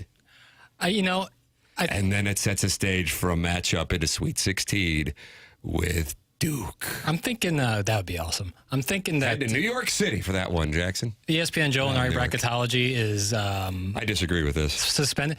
We're like... After the Texas A&M loss, I'm sure Missouri fans got the ESPN notification saying Missouri is a coin flip to get into the tournament. That was a real thing that happened. I have the notifications turned off, minus Ella Reese's Instagram. Missouri basketball fans out there know exactly what I'm talking about. So take this with a grain of salt. We're Palm guys now. Oh, is that right? This show is a Jerry Palm vehicle? Since I love that Martin integrates the word vehicle into everything now, I'm going to use that. Yes. We're a Jerry Palm vehicle because you're mad at Joe Lunardi's research saying that Missouri's a 5 seed playing George Mason in Providence. I would love it. I'd actually really like that. I think you want to go to Boston? I like the match. I have George Mason. I think that'd be a cool matchup. We've seen them watching SLU basketball. I continue to talk about the possibility of taking, my wife and I taking our older son to either the SEC tournament, maybe the first round of the NCAA tournament. That's a spring break. And I wonder, you know, the Irish, they live in Boston. The Italians, they live in Providence. So my wife and I are going to have to be in different places. But then where does my son go? I think he's more Mick. Yeah. I think he's more Mick. Yeah, He'll be up in agreed. Boston. Yeah. Missouri and Purdue in the second round, Missouri and Duke in the Sweet 16, and then Missouri would take on Tennessee for the right to go to the Final Four. How would you be able to handle that? I would love it. That would be really... If you got Duke and Tennessee in the same tournament run, that would be pretty awesome. Even though we've seen Tennessee, and maybe we'll see them again in the SEC tournament. Tennessee is the one to keep Missouri away from its first ever Final Four? Oh, man. I mean, it wouldn't get much worse for me, but that's the only way it could get worse. Right. Or if UCLA were to somehow beat them. McKernan. They are not. Oh, they are. UCLA is 6 in that same region. It is the East region, which would be Newark. Illinois down to a 7 seed now, and they're heading to Milwaukee to take on San Diego State. If they can get past San Diego State, they'll take on Iowa State or Dennis Gates' former team, Cleveland State. Florida, the 1 seed in the West. Auburn, the 1 seed in the South. Alabama, the 1 seed in the Midwest. And no surprise. And I think this is something that you can already pencil in. Auburn and Alabama getting to play in Lexington to start the tournament. Although Alabama has a tough schedule to finish off the regular season. I think Missouri's going to be a 3 seed. Missouri's got 2 wins of those 4 number 1 seeds, and one of them being the top 2 seed in the whole big dance. I mean, how many teams can say that? I don't know. I feel different. I really do feel different. I don't throw that around. You know I don't throw that around. No, I know it. Ladies and gentlemen, it's time for the Design Air Heating and Cooling email of the day. Jackson Buck Swope is winning. Does he have 4 wins or 5 wins? Because you keep screwing him out of a win, and it's getting frustrating. I know. He has 4 wins. Stag wants us to not announce the names of the writers. Do you want me to do that or not? No, I'm done having Stag program this program. All right, fair enough. Off we go. Gentlemen, the fallout from the 4 Nations tournament must not be allowed to divide us. In these tough political times, our landmass is divided over tariffs, over imperialism, over Blake Lively. Transcontinental harmony can only be achieved by having Tim, Spoon between Binner and Matthew Tkachuk on a California king bed at the Sleep Inn off 370. Nothing short of that all-white Oreo greatness will heal North America. Personally, I blame Doug. His hockey poetry hasn't been up to snuff since he waxed on about Chris Mason. Quote, stack your pillows carefully, Chris. Block those biscuits. Make them miss. Something, something, flutter, where mama hides that peanut butter. It was prose worthy of higher praise and directly led to a Stanley Cup years later. Bring back that greatness, Doug. Don't be humble. You have a chance to shine, to make a difference, to inspire men. Stop hiding from your own greatness. Tim's the best. That's from the Rogue Onion writing in. Rogue Onion. Another week in the books, boys. The odds are not in my favor to leapfrog two generational talents such as the JV golf coach and Buck Swope, but I'm California sober and ready for the challenge. Been listening to the Skelly to fall asleep, but it's resulted in far less sleep. Every time my smoking hot wife hears the beautiful voice of Doug Vaughn, she mounts up and goes to town on me. The only problem is when I hear Doug screaming, "That's enough," the mess that ensues. Just let me tell you, it's a good thing we leave the plastic on the mattress. The stimulated energy of Doug's passionate voice is too much to handle, and that's some advice for Jackson to keep in his back pocket once the marriage becomes sexless. Have to cut this off and podcast the rest. Have a 10 o'clock meeting with my brothers and nephews at X Golf. Let's go doggies. That's from the YouTube chat. YouTube chat. Sadie Hawkins, Doug. Jordan Binnington was spectacular, stacking pillows for Team Canada as he led them to an overtime victory over Team USA and the Four Nations. Libby Jack let us know with an unconvincingly high-pitched response that he had the game on, but wasn't really watching it that closely as he was locked in on the coverage of the Spurs shutting down Wemby for the season. Ali Marmol's challenge to Cardinal fans to, quote, fill up that stadium regardless of what's going on, end quote, is off to a rough start as many fans have decided to sit this one out rather than drop three figures, the privilege of spending a weekday afternoon in downtown St. Louis. But I think the lead is that Jon Heyman is reporting that the Yankees are not interested in Nolan Arenado because they're out of money. I can't believe it. I can't even believe it. Ours is the type of presentation where an obese soccer fan who can't kayak feels free to drop in at any time and rip the producer for not booking a proper guest to get him ready for the soccer season before providing his own riveting analysis. The team will be, quote unquote, interesting. I don't care what the obese kayaker says. Libby Jack's done a great job this week, even if he does just blatantly lift his takes from the Ringer Podcast Network and steers the show into dead ends where we evaluate the worst fan-made Cardinals songs with aux off, so everyone watching on YouTube just gets dead air while watching the host silently react to something we cannot hear. Plug your headphones in, dude. That's from Buck Swope. Dems the brakes. And I credited Van Lathan for my take today. If I credit it, I can't be lifting. So you are lifting things from the Ringer podcast? Did you just hear me? I said, no, I credited him. Don't talk to him like that. Yeah. Thank you, Chairman. Yeah, that was a little out of line. A little bit. Welcome back, KG. Glad to see your cute face sitting in that little dunce desk, basking in the back in the corner. And welcome back to the Friday six-shooter. Nothing gets people ready for the weekend like long, drawn-out, meandering questions. Tried to break them up.